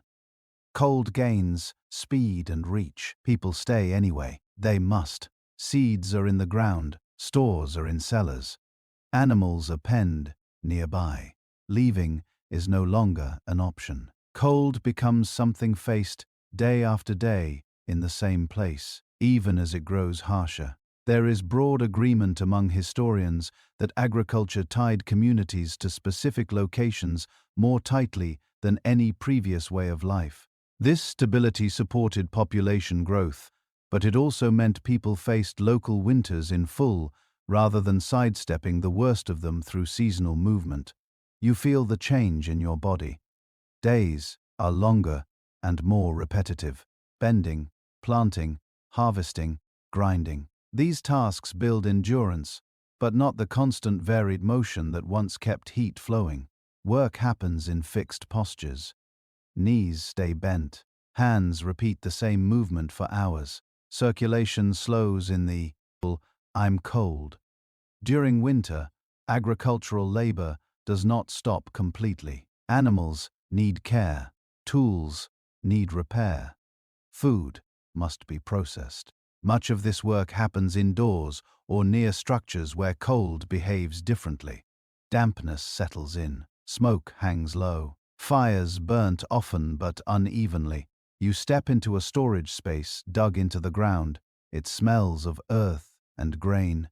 It is cold but steady. People spend time here preserving food. The cold seeps slowly through stone and soil, numbing fingers without sharp warning. This kind of cold is deceptive. It drains heat quietly. There is evidence from early farming communities that winter malnutrition was common. Even when food stores existed, grain fills the stomach, but it does not always sustain warmth the way fat-rich diets once did. People feel full yet remain cold. You notice how clothing changes too. Fabrics replace hides. Woven garments look orderly and familiar, but they absorb moisture easily. When damp, they cling to skin and steal heat. Drying them takes time and fuel, both precious in winter. Fire becomes central again, but in a different way. Instead of moving with it, people build life around it. Hearths anchor rooms. Everyone goes. Others close. Those farther away feel the chill. Warmth becomes uneven and competitive. You sense frustration in this arrangement. Cold is no longer something everyone knows how to answer individually. It becomes a shared problem managed by infrastructure rather than habit. When firewood runs low, anxiety rises. When smoke fills rooms, eyes burn and lungs ache. There is ongoing debate about whether early agricultural societies were actually more vulnerable to cold-related illness than their nomadic predecessors. Skeletal evidence suggests higher rates of joint degeneration and respiratory stress. Cold indoors, combined with poor air quality, strained bodies differently than open exposure ever had. You lie down at night in a fixed bed. It feels comfortable at first, soft, familiar, but stillness sets in quickly. Heat drains into bedding and floor. You pull coverings closer, but movement is limited. Sleep becomes deeper, but colder. The body forgets some of its old habits, shifting less, listening less, responding later. Cold gains time to settle before action is taken. You imagine an early human from long ago stepping into this world. They would notice the quiet danger immediately. E-way cold lingers, the way walls hide it until it reaches the bones, the way movement is discouraged. Later societies compensate by burning more fuel. Forests thin, labor increases. The fight against cold becomes resource-intensive. Warmth depends on supply chains, rather than awareness. You stand again at the field edge and feel the wind cut across open land. Agriculture has changed the landscape, the diet, the body, and the relationship with winter itself. The realization settles slowly. Early humans survived cold better because they could choose when and how to face it. Agriculture removed that choice. Cold did not grow stronger. People grew less able to avoid it. You begin to feel the weight of numbers now. More people, more mouths, more structures pressed together in one place. What once felt like shared warmth slowly transforms into shared risk. Cold behaves differently when bodies crowd together inside walls rather than moving freely across land. Early villages grow into towns. Towns swell into cities. Density promises safety and productivity. Yet, winter finds new pathways here. Smoke thickens, waste accumulates. Moisture settles into streets and foundations. Cold does not arrive cleanly. It mixes with dampness and sickness. You walk through a crowded settlement in winter. Fires burn everywhere, yet the air feels heavy. Breath lingers. Coughs echo. Cold here does not bite sharply. It seeps. It lingers in joints, in lungs, in fatigue that never fully lifts. There is clear evidence from historical records that dense populations suffered more during cold seasons than smaller groups ever did. Epidemics peaked in winter. Illness spread easily in enclosed spaces where people could not separate. Cold weakened bodies just enough to give disease an opening. You notice how warmth becomes unevenly distributed. Those near fires stay comfortable. Those farther away shiver. Social hierarchy begins to affect survival directly. Access to fuel, food, and shelter determines how cold is experienced. Warmth is no longer shared by default. You watch people compete quietly for the best spots near hearths. Proximity becomes valuable. Children and elders are often pushed closer to heat, but not always successfully. Crowding limits flexibility. Someone must be cold, so another can be warm. There is a pattern that appears again and again in records from early cities. Winter mortality spikes among the poor, not because cold is harsher for them, but because their ability to respond is limited. Less food, fewer layers, worse shelter. Cold becomes selective. You feel the psychological shift too. Cold is no longer a shared challenge met together. It becomes a private burden. People complain quietly. They withdraw. They endure rather than adapt. Resentment grows alongside chill. Movement, once a solution, now becomes restricted. Streets are narrow. Work is fixed. Space to walk freely is limited. Cold settles in bodies that cannot move enough to push it out. There is an observation from historians studying medieval cities. Despite thicker walls and more advanced heating methods, many urban residents felt colder than rural counterparts. Urban cold was damp, was stagnant, and persistent. Fire burned, but air quality suffered. Warmth came with a cost. You step into a workshop where artisans labor through winter. Hands stiffen, breath fogs. Precision work demands stillness. Mistakes increase as fingers numb. Cold slows productivity. Even as people work harder, food changes too. Diets shift toward grains and preserved foods. Fat becomes scarcer for many. Internal warmth weakens. People eat enough to survive, but not enough to thrive against cold. You notice how sleep arrangements change. Shared sleeping fades. Separate rooms become common. Privacy increases. Warmth decreases.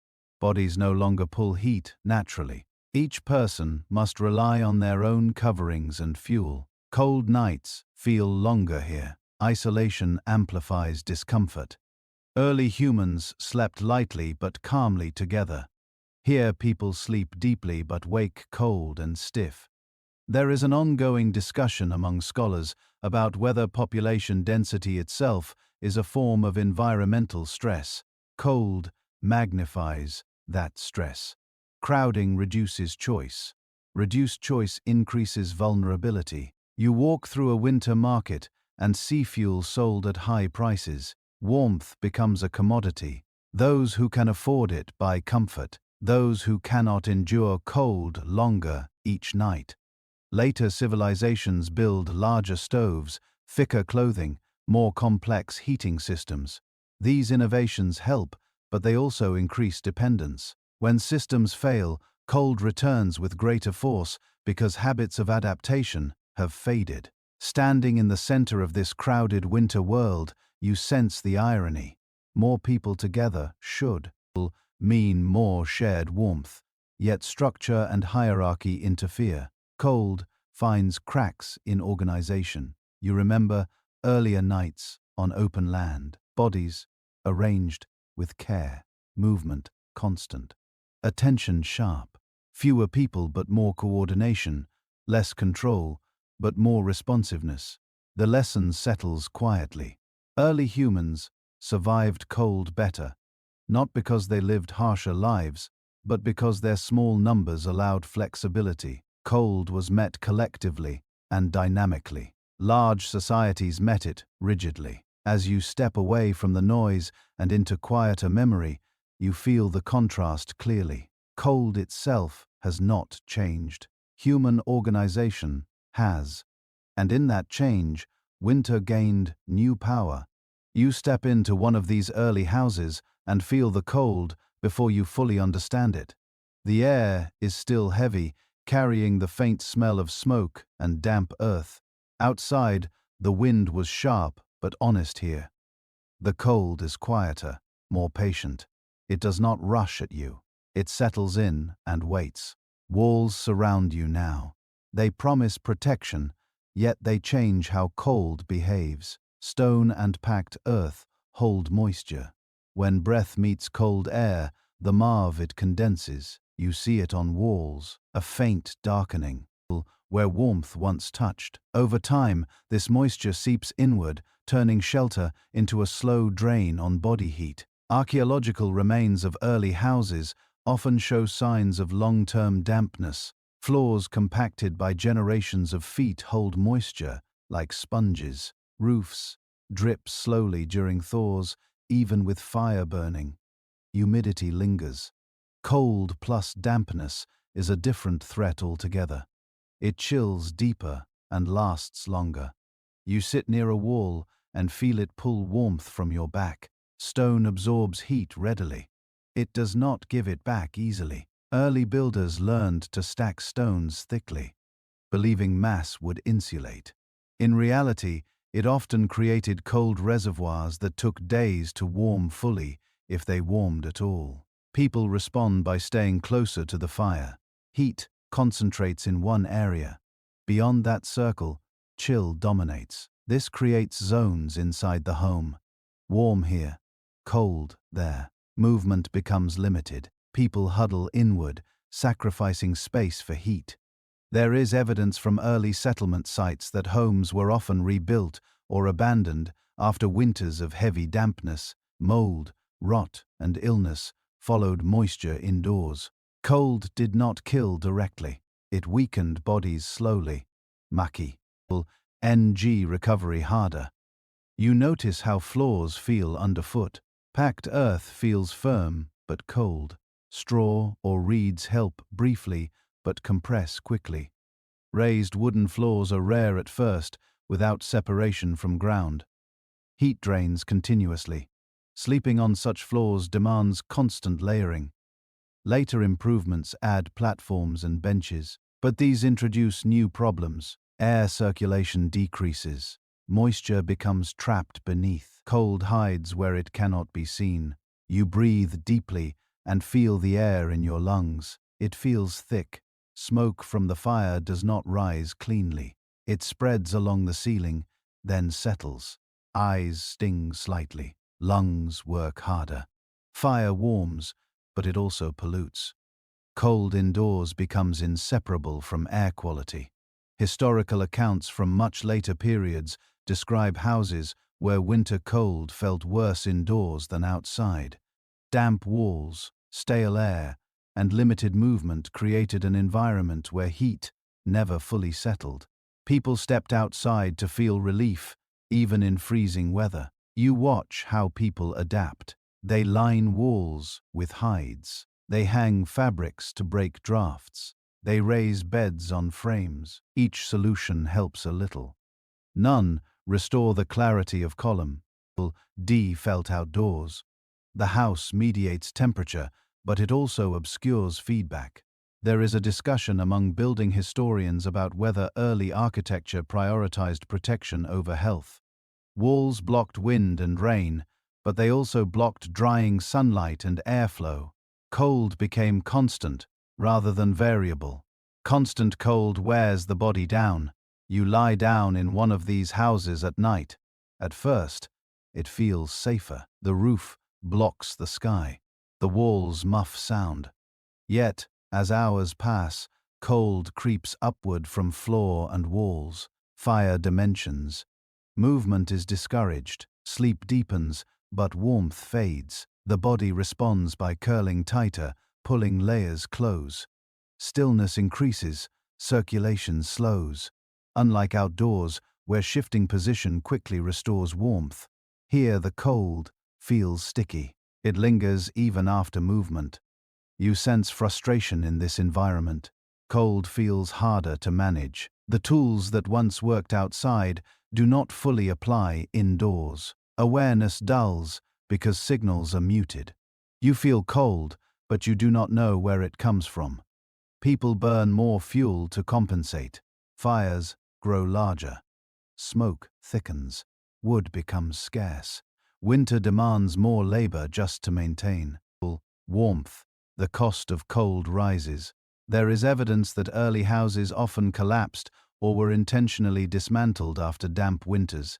Builders learned slowly through failure. Architecture evolved, but not without hardship. Cold taught lessons here, too, but more harshly. You step back outside briefly and feel the difference immediately. Wind moves, air clears, cold feels sharper, but cleaner. Your body responds more easily. It knows what to do again. This contrast stays with you. Houses provided protection, but they also trapped what early humans once avoided. Dampness, stillness, and lingering cold replaced movement and variation. As settlements grew, people accepted this trade. Safety from predators and storms mattered. Yet winter indoors became a new challenge, one that required constant fuel and maintenance. You realize something quietly important. Early humans survived cold, better not because they lacked shelter, but because they knew when shelter helped and when it hurt. Open air, when chosen wisely, could be warmer than walls that trapped the wrong kind of cold. As night settles again, you stand at the threshold, feeling indoor chill behind you and outdoor cold ahead. On. E is sharp and readable. The other is dull and persistent. The difference explains much about how human life changed and why winter grew harder for those who came later. You notice the fire is no longer where it once was. It has moved not physically across the ground, but socially, emotionally, and structurally. In earlier nights, fire belonged to everyone equally. It sat in the open, demanded attention, and rewarded closeness. Now it is contained, controlled, assigned a place. And in that process, it changes the relationship people have with warmth inside settled homes. Fire becomes fixed, a hearth, a pit later, a stove. It is safer this way, people say. Fewer sparks, less danger. Yet safety brings distance. You can no longer circle the fire freely. You cannot adjust your position as easily. Warmth becomes directional rather than shared. You sit near the hearth and feel heat on one side of your body while the other cools. Turning helps, but space is limited. Furniture blocks movement. Walls define where you can sit. Fire now warms objects as much as people. Stones, beef pots, beams absorb heat first, leaving bodies waiting. There is clear evidence in early household remains that fires burned for longer periods but produced less effective warmth for the people themselves. Heat rose upward or soaked into masonry. Fuel consumption increased. Efficiency dropped. Cold responded by lingering. You watch someone tend the fire. The task is no longer shared casually. It belongs to someone. A role emerges. Responsibility concentrates. If that person is tired, distracted, or absent, the fire suffers. Warmth becomes dependent on individual effort rather than collective awareness.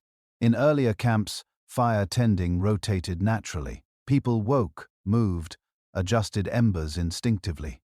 Now, sleep deepens. Someone must be assigned to wake. Fire is no longer a companion. It is a chore. You feel the emotional shift this creates. Firelight once gathered people. Now it divides space into useful and useless areas. The best seats are claimed, others accept cooler corners. Hierarchy begins to shape warmth. There is an observation from historical studies of medieval homes. Even when fireplaces existed, many people slept far from them. Heat rarely reached upper floors or separate rooms. Fire became symbolic comfort rather than practical warmth for all. You notice how fire sounds differ. There, it is muffled, enclosed. Smoke struggles to escape. Chimneys improve this eventually, but early versions leak and draw poorly. Fire must burn hotter to compensate, using more fuel and producing more smoke. Cold responds quietly. It does not rush in. It settles into corners behind furniture, beneath floors. Fire fights it unevenly. There is a subtle psychological change, too. When fire is contained, people trust it to do the work for them. They move less. They wait for warmth, rather than creating it through motion. This waiting allows cold to take hold. You remember earlier nights when fire encouraged movement, approaching, retreating, rotating. Those habits kept bodies warm without effort. Here, fire encourages stillness. Stillness invites chill. Some historians note that as fire moved indoors and became controlled, people began to fear it more. Fire hazards increased. Rules formed. Children were warned away. Distance grew. Warmth became something you approached cautiously rather than lived beside. You see the irony. Fire was once dangerous because it demanded attention. Now it is dangerous because it is ignored or misused. Cold slips in during that neglect. There is debate among scholars about whether indoor fire truly improved winter survival in early settlements. While it reduced exposure to wind and rain, it introduced new risks. Smoke, inhalation, accidental burns, uneven heating. Cold indoors became a different enemy. You lie down and notice how far the fire feels now. Even a few steps make a difference. Warmth fades quickly. The room is larger than the circle of heat. Bodies spread out. Shared warmth diminishes. Earlier fire allowed people to sleep lightly, wake easily, adjust. Now sleep grows deeper. Fire burns unattended for longer. When it fades, cold arrives before anyone responds. You pull coverings closer and feel the limitation. Without movement or shared heat, you rely on layers and fuel alone. Awareness has less influence. You imagine an early human from long ago watching this scene. They would see fire doing less work despite more fuel. They would feel the inefficiency immediately. Something simple has been lost. Later technologies will improve this. Chimneys, stoves, insulation. But for now, this is a transitional world. Fire is no longer fully trusted yet not fully mastered. Cold exploits the gap. You sit up and warm your hands. Ling heat briefly restore sensation. It helps, but it feels incomplete. Fire here is helpful, but distant. It no longer shapes behavior directly. As the night deepens, you understand the shift clearly. When fire moved away from the center of shared life, warmth followed it. Early humans survived cold better because fire stayed close, demanded attention, and kept people moving together. Now, fire is managed, controlled, and separated. Cold finds room to grow in that separation. And as you drift into sleep, you feel how this quiet change reshaped winter itself. You notice the change the moment you look at what people are wearing. Warmth is no longer the only goal. Clothing now carries messages: rank, belonging, respectability. Cold does not disappear, but it is no longer the primary decision maker. Appearance begins to compete with survival. In settled societies, garments grow more complex, layers are stitched closer to the body. Shapes become fixed, sleeves narrow, waistlines tighten. These designs look orderly and impressive, but they restrict movement where early clothing flowed and adjusted easily.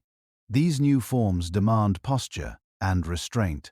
You feel it when you try one on. The F.A. brick is heavier than hide, but less forgiving. When damp, it clings. When cold, it stiffens.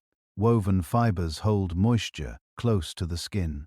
Drying them takes time and fuel, both limited in winter.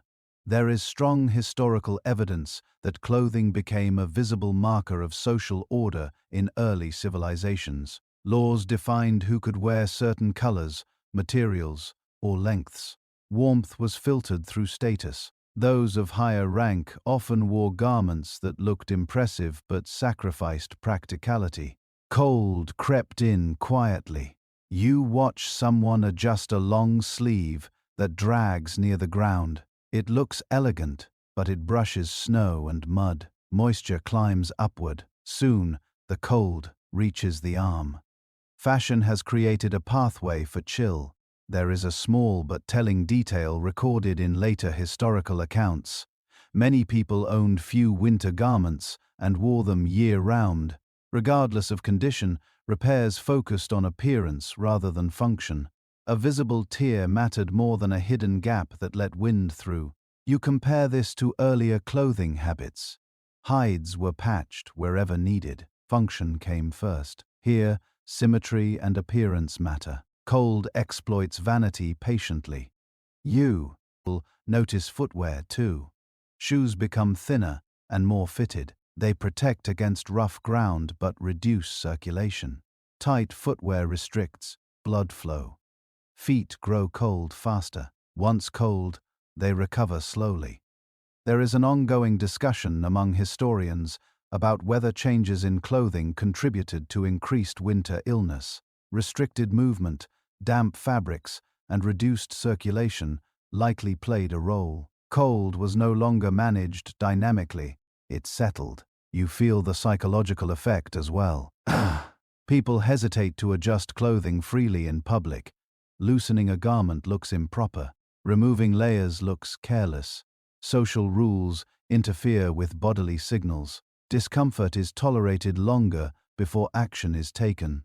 Children are taught early to sit still and keep clothes neat. Fidgeting is discouraged. Movement, once a source of warmth, becomes a sign of poor behavior. Cold gains advantage through discipline. You walk through a winter gathering and notice how people endure rather than adapt. They shiver quietly. They complain softly, but they do not move much. Fires burn nearby, but movement toward them is limited by custom. There is an overlooked observation in medieval household accounts. People often wore multiple layers indoors, even near fires, because clothing alone could not compensate for stillness. Warmth became something you piled on rather than something you generated. You feel the loss of feedback. Earlier, a cold finger meant move. Now it means endure until circumstances allow relief. Cold teaches fewer lessons because people stop listening. You think of how clothing once connected directly to the environment. Hides smelled of smoke and animal oil. They told stories of weather and labor. Now, clothing smells of dye and storage. It belongs more to society than to nature. Later innovations will improve fabrics. Wool will insulate, even when damp. Layering systems will return slowly. But during this period, cold finds opportunity in transition. You notice how people talk about winter now. They dread it. They complain about it. Cold becomes an enemy rather than a condition. Language shifts alongside behavior. You stand still for a moment and feel chill creep in.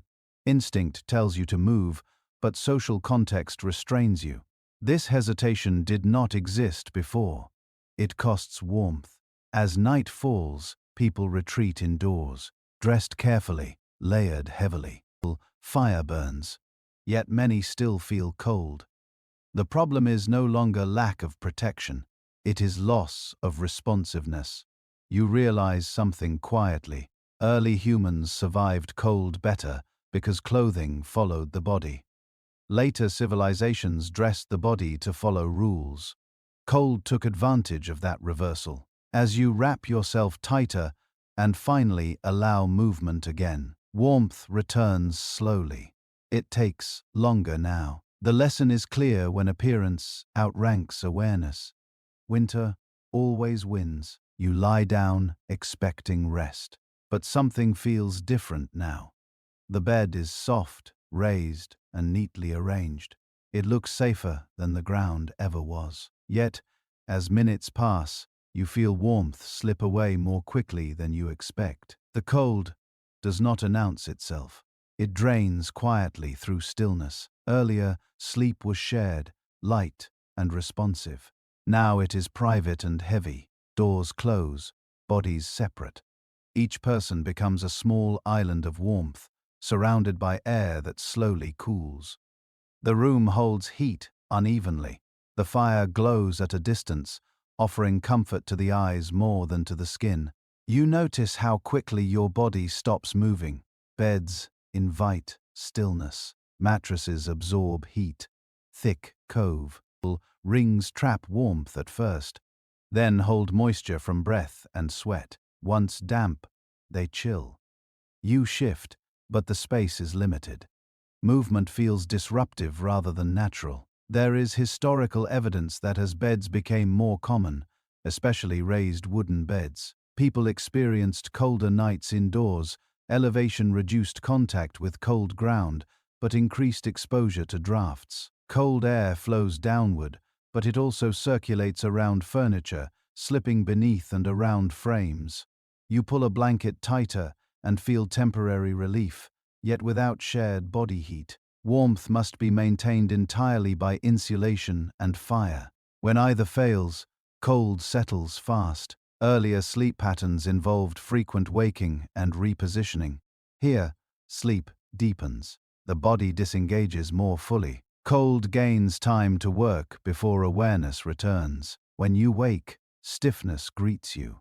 Joints ache, fingers feel slow. You remember nights outdoors where cold prompted gentle movement, a stretch, a shift closer to others, a brief walk. Indoors, movement feels unnecessary until it is already too late. Cold has already seeped in. There is a revealing observation in accounts from early modern households. NY people slept wearing most of their daytime clothing. This was not fashion, it was necessity. Bedding alone did not provide enough warmth. Clothing compensated for lost shared heat and movement. You feel how sleep itself changes. Dreams grow deeper. Waking becomes harder. The body prefers to stay still. This preference works against warmth. Circulation slows. Core temperature drops slightly. Without response, cold lingers longer. Some researchers suggest that the rise of solitary sleep altered human thermoregulation habits. Bodies accustomed to shared warmth suddenly had to manage heat alone for long periods. This transition may have increased vulnerability to cold-related illness. You notice how children fare in this arrangement. They are tucked into beds, layered carefully, then left to sleep. Their smaller bodies lose heat faster. Parents check on them, add blankets, adjust fires. Warmth becomes something monitored rather than shared instinctively. You wake briefly and listen.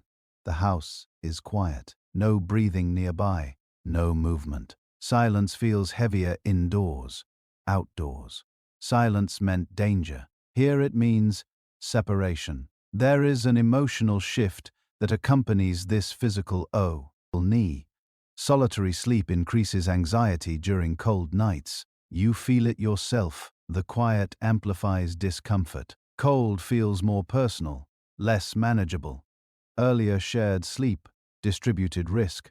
If one person grew too cold, others noticed. Movement rippled through the group. Indoors, cold can go unnoticed until morning. You sit up and swing your legs over the bed. The floor is cold. Shock travels upward. This sudden temperature change is harsh. Outdoors, transitions were gradual. Indoors, contrast is extreme. You walk toward the fire and warm your hands. Feeling sensation returns slowly. It takes effort now. Warming is no longer automatic. It requires deliberate action. You think of how beds changed, not only sleep, but behavior around sleep. People stopped adjusting constantly. They trusted furniture to do the work. Cold exploited that trust. Later innovations will attempt to fix this. Heavier blankets, curtains around beds, bed warmers. Each addition addresses a symptom, not the cause. Movement and shared heat are still missing. You return to bed and settle again. Aware now, you shift more often. You curl inward. You keep a layer of clothing on. Sleep becomes lighter once more, but it takes effort to maintain. The realization forms gently. Sleeping indoors in comfort came with a cost. Cold gained hours of uninterrupted access to the body. Early humans never gave it that much time. As you drift again, you understand why later civilizations, despite better shelter, often felt colder at night than their ancestors, sleeping under open skies. Warmth was no longer dynamic. It was passive, and cold thrives on passivity. Morning arrives with a heaviness in the body rather than sharp cold on the skin. You sit up slowly and feel it immediately. Joints resist movement. Muscles feel dull. Breath takes a moment to deepen. This is a different kind of winter weakness, one that settles inside rather than announcing itself at the edges. Cold no longer challenges you open. Why? It works quietly alongside illness. Early humans feared injuries most in winter. Later civilizations began to fear sickness.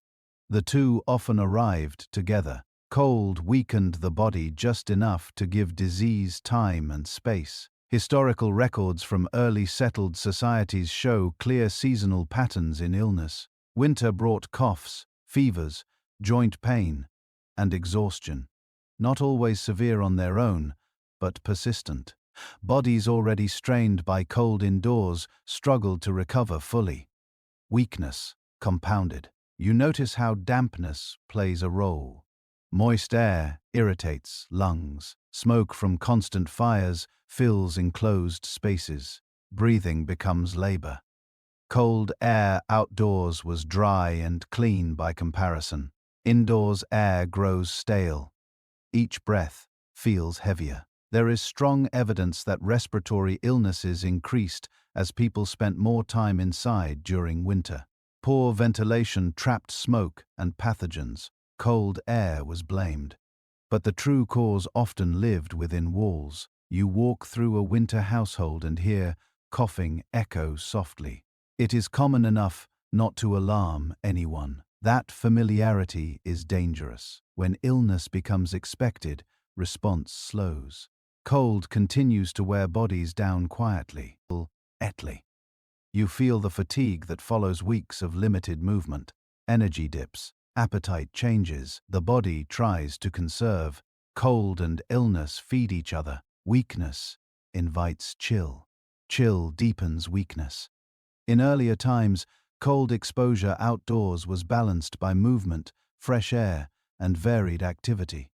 Illness still occurred, but recovery was often quicker. Bodies stayed active. Circulation stayed strong. Indoors, stillness lengthens recovery. You notice how elders suffer most. Joints stiffen. Cold settles deep in bones. Tasks that once kept them moving are taken away. They sit near fires, but movement decreases.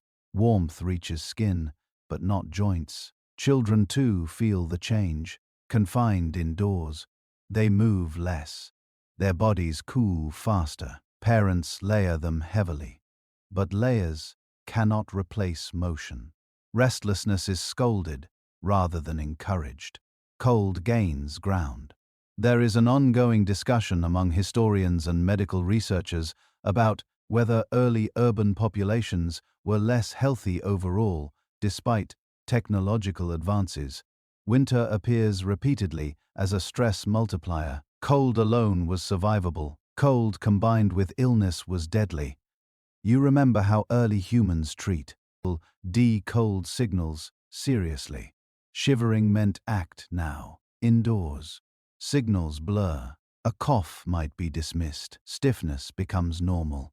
Response is delayed. You step outside briefly and feel the clarity return.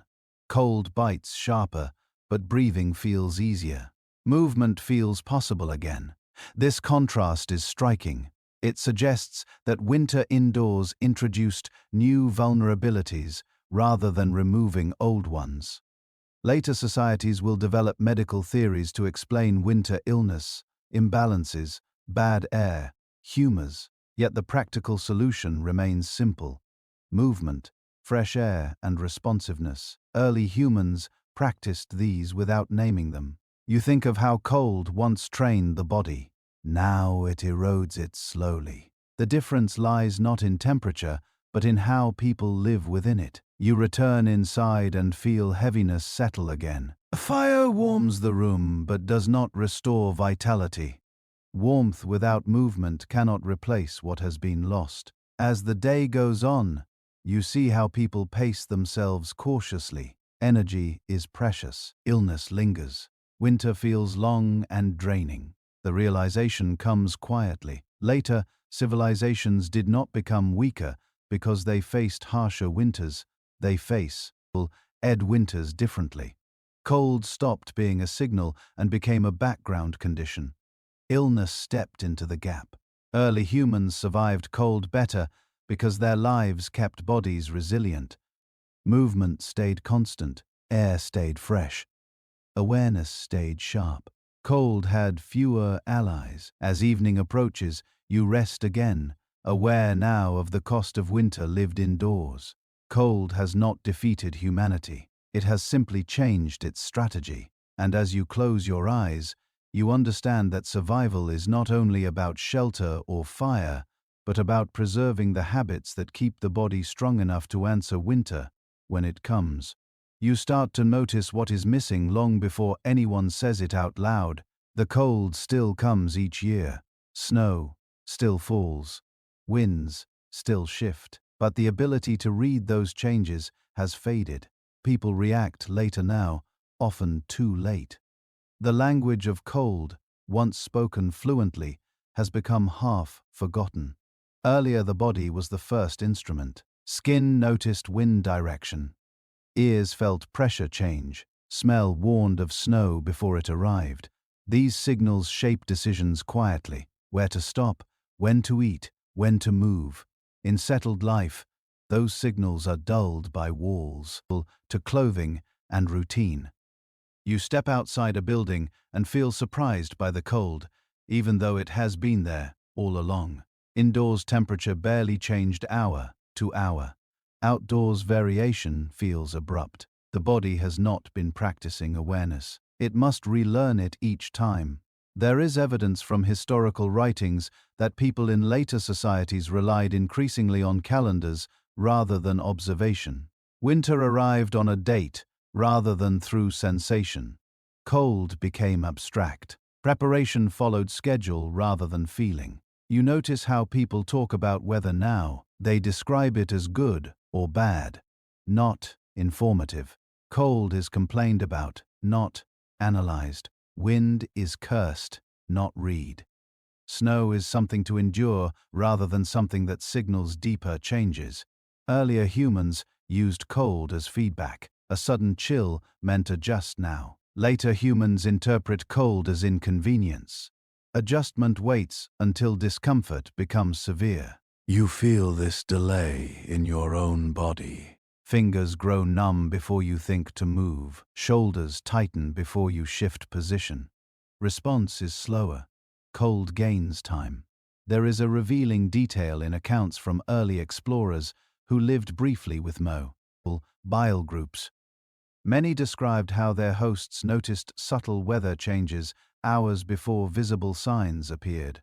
Shifts in bird behavior, changes in sound, differences in smell. These observations guided action. Settled observers often missed them. You walk through a town as clouds gather.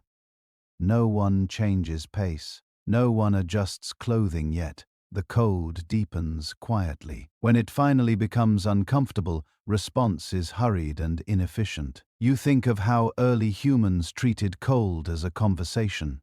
It spoke first. They answered quickly. Here, cold must shout before anyone listens. The loss is not only physical, it is cultural. Skills once taught through daily practice no longer pass easily between generations. Children grow up indoors. Their first lessons are about rules and schedules, not sensation. You watch a child step outside without proper adjustment and feel shock hit their face. They hesitate, unsure what to do. Their instinct has not been trained. An adult rushes to intervene, pulling them back inside rather than teaching them how to respond. Cold becomes something to avoid rather than understand. Avoidance limits learning. Learning fades. There is discussion among historians about whether this loss of environmental awareness contributed to later disasters during harsh winters. Crop failures, mass illness, starvation. People waited for signs that came too late. You feel how different this is from earlier life. There, even discomfort had value. It sharpened attention. Here, comfort blunts it. You stand still and try to listen to the cold again. You feel where it presses hardest. You notice where the wind slips through gaps. Slowly, awareness returns, but it takes effort now. It is no longer automatic. You realize that early humans survived cold better because they never stopped listening.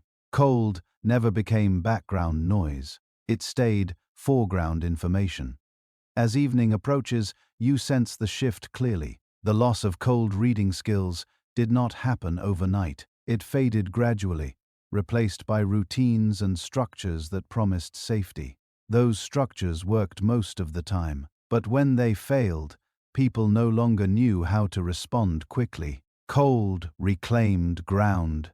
You pull your clothing closer and step into the open air again, determined to feel rather than judge. The cold speaks softly at first. You listen, and in that listening, you recover a small piece of what was lost. The understanding that winter is not silent, it is always speaking. Survival depends on remembering how to hear it. You pause and notice how often the word primitive is used when people speak about early humans. It carries weight. It suggests weakness, insecurity, and constant struggle. Yet standing here, feeling how carefully cold was managed, that word begins to feel misplaced. The image does not match the reality. Later societies often imagined their ancestors as barely surviving, shivering in darkness, waiting for progress to rescue them. This story comforts those who tell it. It frames modern life as a triumph over misery. But comfort does not always equal resilience. And progress does not always mean improvement in every direction. You look again at the earlier way of life. No walls thick enough to hide weather. No schedules rigid enough to override sensation. No layers of routine separating body from environment. Cold was present, but it was not mysterious. It was familiar. There is a widespread assumption in popular history that early humans suffered more simply because they had less technology, less shelter, less control. Yet suffering, G, is not measured only by exposure. It is measured by helplessness. Early humans were exposed, but rarely helpless. You feel the difference in your own body. Outdoors, Cold announces itself early. You respond. Indoors, cold hides. It waits. By the time you notice, it has already taken something from you. Awareness matters more than protection alone. You think about how later writers described ancient life using their own standards. Warmth meant constant comfort. Safety meant separation. When they imagined life without those things, they imagined misery. They did not imagine adaptation. You recall earlier moments, bodies moving gently through night, shared warmth, food timed for heat, clothing adjusted constantly, shelter chosen with care. These were not desperate acts, they were skilled ones. There is a tendency to equate complexity with intelligence. Yet many early solutions to cold were elegant precisely because they were simple. They worked because they aligned with how bodies function. Later solutions often fought the body instead. You see how myths formed. Early humans lacked permanent houses, therefore, they must have been cold. Early humans lacked beds, therefore, they must have a bed. V slept poorly. Early humans lacked tailored clothing, therefore they must have suffered. Each assumption ignores how systems work together. There is an interesting pattern in historical narratives. When later societies faced harsh winters that overwhelmed their systems, they sometimes describe those winters as unnatural or cursed.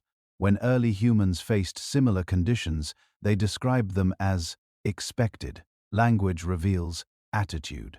Cold was not framed as betrayal by nature. It was part of the agreement. You notice how fear changes the experience of cold. Fear tightens muscles, it restricts breathing, it wastes heat. Early humans did not fear cold constantly. They respected it. That difference matters physiologically as well as psychologically. You stand still and let the cold touch your face. It feels sharp, but not hostile. When fear is removed, sensation becomes information again. There is discussion among anthropologists about whether early humans experienced less chronic anxiety despite higher risks. One explanation offered is predictability. Cold followed patterns. When you lived inside those patterns, uncertainty decreased. Modern life often feels safer, yet less predictable, in subtle ways. You reflect on how modern myths of progress shape expectations. People expect warmth on demand. When it fails, frustration rises quickly. Early humans expected variation. When it arrived, they adjusted. You think of how children learn today. They are shielded from cold carefully, sometimes too carefully. Discomfort is avoided. Yet, without exposure, there is no learning. Skills fade before they are needed. You remember how early children played at the edges of cold, running into wind, retreating, learning limits through sensation. This play was education. The myth of primitive suffering erases this intelligence. It replaces it with pity. Pity blinds us to lessons. You feel a quiet respect grow. Not romantic admiration, but recognition. Early humans were not waiting to be saved by civilization. They were already solving the problems they faced with the tools and knowledge available to them. Later civilizations solved different problems: population growth, storage, administration. But in solving those, they often unsolved older solutions without realizing it. You look back once more at the long path from open land to crowded towns. Cold did not become more severe. A strategy changed. The myth persists because it flatters the present. But standing here, feeling the cold and understanding how it was once met, the myth loses its grip. Early humans survived cold better, not because they were tougher or luckier, but because they understood it deeply. That understanding does not belong only to the past. It can still be remembered. As you breathe out slowly and feel the air cool your lungs, you realize something calming. Cold has always been the same. It is our relationship with it that changes, and sometimes the old ways still have much to teach. You begin to see the pattern clearly now. Survival in cold was never about a single invention or a single breakthrough.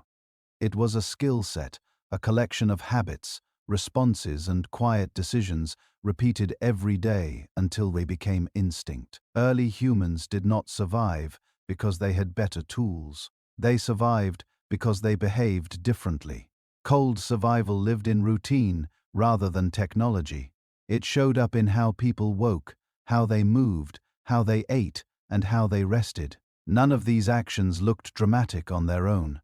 Together, they formed a system that kept bodies functional in conditions onset that later societies would struggle to tolerate. You think back to the earliest moments of the story. Open land, moving bodies, fire tended constantly, clothing adjusted rather than fixed, sleep broken into gentle cycles, food chosen for heat as much as nourishment, each element supported the others. Remove one and the system weakened. Later civilizations invested heavily in objects, walls, beads, stoves, clothing rules, schedules. These objects worked well when everything functioned perfectly, but they reduced flexibility. When conditions changed suddenly, people had fewer ways to respond. You feel this difference in your own body as you imagine relying on skill rather than structure. Skill travels with you. Structure stays behind. In a cold world, mobility matters. There is a revealing observation from survival psychology. People trained in skills adapt faster under stress than people who rely on equipment alone. Equipment fails, skills adjust. Early humans carried their solutions inside their bodies. You remember how cold once guided behavior continuously. A slight chill changed posture. A deeper chill changed movement. A sharper chill changed location. Cold was part of psionem, not something noticed only at extremes. Later societies outsourced these decisions. Thermometers replaced sensation. Calendars replaced observation. Alarms replaced awareness. Cold stopped shaping behavior until it became disruptive.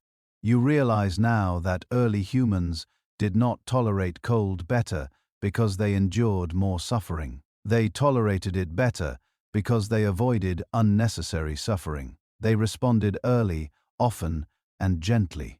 You picture a later traveler stepping into a cold landscape with modern expectations. They wait for shelter. They wait for fire. They wait for comfort to return. While they wait, cold works. Early humans did not wait.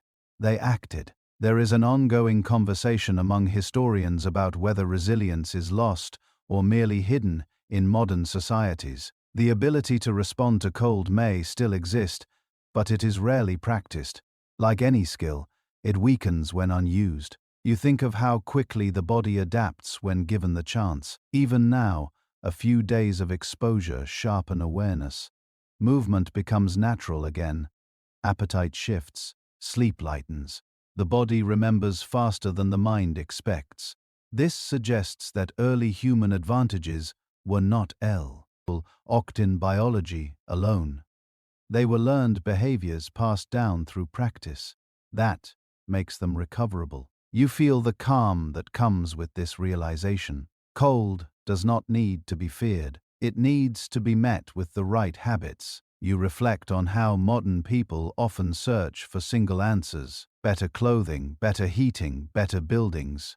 These help, but they never replace attentiveness.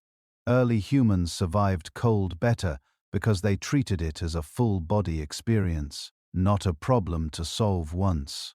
You stand still for a moment and let cold touch you again. You notice where it gathers first: fingers, face, neck. You respond instinctively now. Hands move, shoulders shift, breath deepens, warmth returns, slowly but reliably. This is what skill feels like: not dramatic, not heroic, quietly effective. You understand now why later civilizations, despite wealth and technology, often struggled during extreme winters. When systems failed, habits were gone. Cold arrived faster than response. Early humans lived without backup systems that forced them to keep their skills sharp at all times. Cold never caught them completely unprepared. You imagine teaching these skills again?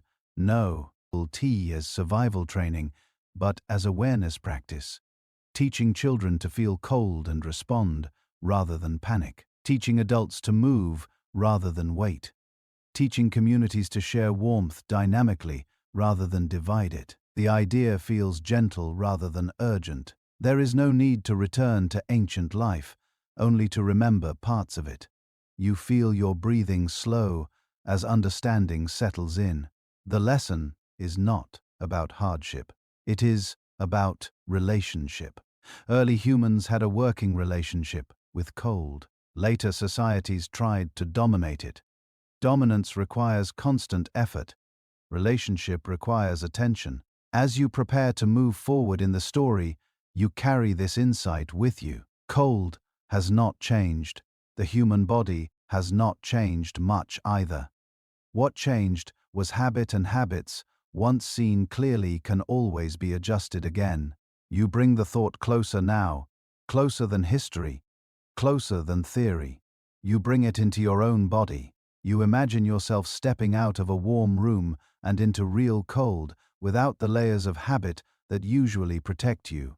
The first sensation is shock, not because the cold is extreme, but because your expectations are wrong. Your body hesitates. It waits for warmth to return on its own. A heater, a wall, a solution that arrives from outside. Nothing happens. Cold stays. And in that pause, you feel how different modern instincts have become. Early humans would not pause here. They would move without thinking. They would shift posture, adjust breathing, change direction, seek shelter or sun or others. You have to remember to do these things now. They are no longer automatic. You take a step and feel warmth begin to return. Slowly, another step helps more. Breath deepens, muscles engage. The body remembers, not perfectly, not immediately, but enough. This tells you something important. The capacity never disappeared. It simply went unused. You think about how often modern life removes the need to respond physically. Cold arrives and we add layers. Hunger arrives and we snack. Fatigue arrives and we sit. These responses are not wrong, but they shorten the feedback loop. The body stops practicing problem solving. Early humans practiced constantly. Every day was rehearsal. Every small chill was a lesson. By the time severe cold arrived, the response was smooth and familiar. You feel how modern cold tolerance is fragile. A power outage, a broken heater, a delayed commute. Suddenly, discomfort becomes a crisis, not because the cold is new, but because the response has been outsourced. You imagine an early human watching you shiver and wait. They would not judge you. They would move you gently, point to the ground, show you how to stand, how to angle your body, how to breathe. Cold was taught through demonstration, not explanation. You begin to see that later civilizations did not forget cold skills because they were inferior. They forgot them because they were no longer required every day. Skill fades quietly when it is not needed. You test yourself again. You step into the cold and respond sooner this time. You move. You notice wind direction. You tuck your hands briefly, then let them swing. Circulation improves. The sensation shifts from threat to challenge. There is a sense of calm in this. Not bravado, not toughness, just competence. The kind that comes from knowing what to do next. You reflect on how modern narratives often frame cold tolerance as extreme behavior. Ice baths, endurance challenges, tests of will. Early humans did not treat cold as something to conquer dramatically. They treated it as a company, conditioned to live within skillfully. You feel the difference. There is no adrenaline spike here, no fight response, just adjustment. You imagine living this way for weeks rather than minutes. The body would adapt further. Appetite would change. Sleep would shift. Awareness would sharpen. These are not fantasies. They are documented responses to repeated exposure. This makes you reconsider the idea of progress. Comfort increased, safety increased, but adaptability decreased. When conditions fall outside normal ranges, the cost becomes clear. You do not feel angry about this.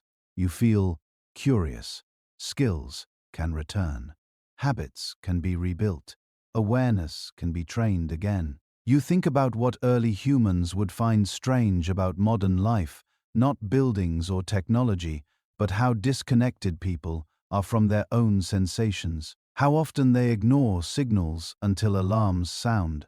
You remember earlier moments in the story, cold as teacher, cold as guide, cold as feedback. None of that required suffering. It required attention. You feel your breathing slow. The cold still touches your skin, but it no longer feels invasive. It feels like a conversation you are beginning to understand again. I will make it teaching this to someone else. You would not lecture. You would step outside with them. You would show them how to feel without panic, how to respond early, how to trust their body. This is what early humans did, naturally. Teaching happened through shared experience, not words alone. You realize now that early humans survived cold better because they lived in a constant state of gentle readiness, not tension, not fear, readiness. The body expected variation and met it with movement. Modern bodies expect stability. When stability breaks, confusion follows. You take one last look at yourself in this imagined cold. You are not as fragile as you once believed. You are simply out of practice. The understanding settles warmly, despite the chill. Survival skills are not relics. They are dormant abilities. Cold reveals them quickly when allowed. As you prepare to move into the final stretch of the story, you carry this personal insight with you. The distance between early humans and modern ones is not as large as it seems. It is measured mostly in habits. And habits, once noticed, can change. You slow your pace now, not because the cold is stronger, but because understanding has set, led in. The story has moved through bodies, fire, movement, food, shelter, and habit. All of it leads here to a quieter place, a place where nothing new is introduced, only remembered. You stand still for a moment and feel the cold around you. It has not changed since the beginning. The air is the same air that touched early human skin tens of thousands of years ago. The wind moves the same way. The ground pulls heat the same way. Cold itself has been consistent. What changed was how people lived inside it. Early humans did not think of cold as something to defeat. They thought of it as something to stay ahead of. That difference shaped everything. They stayed mobile. They stayed aware. They stayed close to one another. They listened early and responded gently. Later civilizations chose stability over movement, comfort over awareness, structure over flexibility. Those choices solved many problems. But they changed the relationship with winter. Cold gained time. It gained allies in stillness, dampness, and isolation. You feel how simple the early approach really was. No single action saved anyone. Survival came from many small choices made early. A step taken sooner, a layer adjustable in time, a meal eaten for warmth rather than taste, a fire tended before it faded, a body moved before it stiffened. None of this required suffering. It required attention. You realize now why early humans often appeared calm in harsh conditions. Calm was not bravery. It was familiarity. Cold did not surprise them. Surprise wastes energy. Familiarity conserves it. You think of later societies facing winter with dread, preparing for it weeks in advance, stockpiling fuel, sealing buildings, bracing themselves. Cold became an event rather than a condition. Anxiety replaced awareness. You breathe slowly and feel how calm changes your body. Muscles loosen, breathing deepens, warmth spreads more easily. Fear had been tightening things unnecessarily. Early humans lived close enough to cold that fear never had much room to grow. They responded before fear arrived. You look back over the long arc of history and see the trade clearly. Civilization brought safety, scale, and abundance. It also dulled certain skills. Cold tolerance was one of them. Not because bodies weakened, but because habits changed. You do not feel the need to judge that change. Every way of life solves some problems. ND creates others. What matters is remembering that older solutions still exist inside the body. You feel that truth now, even here, even now. Your body knows how to answer cold when you let it. Movement helps. Awareness helps. Shared warmth helps. Early response helps. You think of the phrase, survived better. It does not mean early humans lived longer or more comfortably in every way. It means that within cold itself, they had fewer blind spots. Cold rarely caught them unprepared. Later civilizations built barriers and systems. When those failed, cold returned stronger because the skills had faded. You stand quietly and let the final insight settle. Survival was never about being tougher. It was about being attentive. Early humans survived cold better because their lives trained them to notice early and act gently. And as you feel the cold soften its grip simply because you are listening, you realize that this knowledge is not locked in the past. It rests quietly in the present, waiting to be remembered. Now the pace slows even further. You do not need to think anymore. The images begin to blur gently. Firelight fades, wind softens. The body grows heavy in a comfortable way. You imagine yourself resting somewhere safe, not sealed away from the world, but aligned with it. Breath moves in and out without effort. Muscles loosen one by one. The cold no longer feels sharp or demanding. It feels distant. Thoughts drift more slowly now. History recedes. Analysis fades. Only sensation remains, a steady rhythm of breathing. A calm awareness of warmth where it matters most. You have nothing left to solve, nothing left to understand tonight. The story has done its work. As sleep approaches, you carry one quiet reassurance with you. Humans have faced winter before. The body knows what to do. It always has. If you enjoyed this quiet journey into the ancient world of cold and survival, please take a moment to like this video and subscribe to Oliver's Stories. It truly helps me keep creating these gentle explorations for you. Drop a comment below and let me know where you are watching from and what time it is there. I love knowing who is drifting off with us across the world. Thank you for being here. Thank you for listening. And thank you for keeping the old wisdom alive. Now, sleep well, rest deeply, and let the stillness hold you. Good night. Sweet dreams.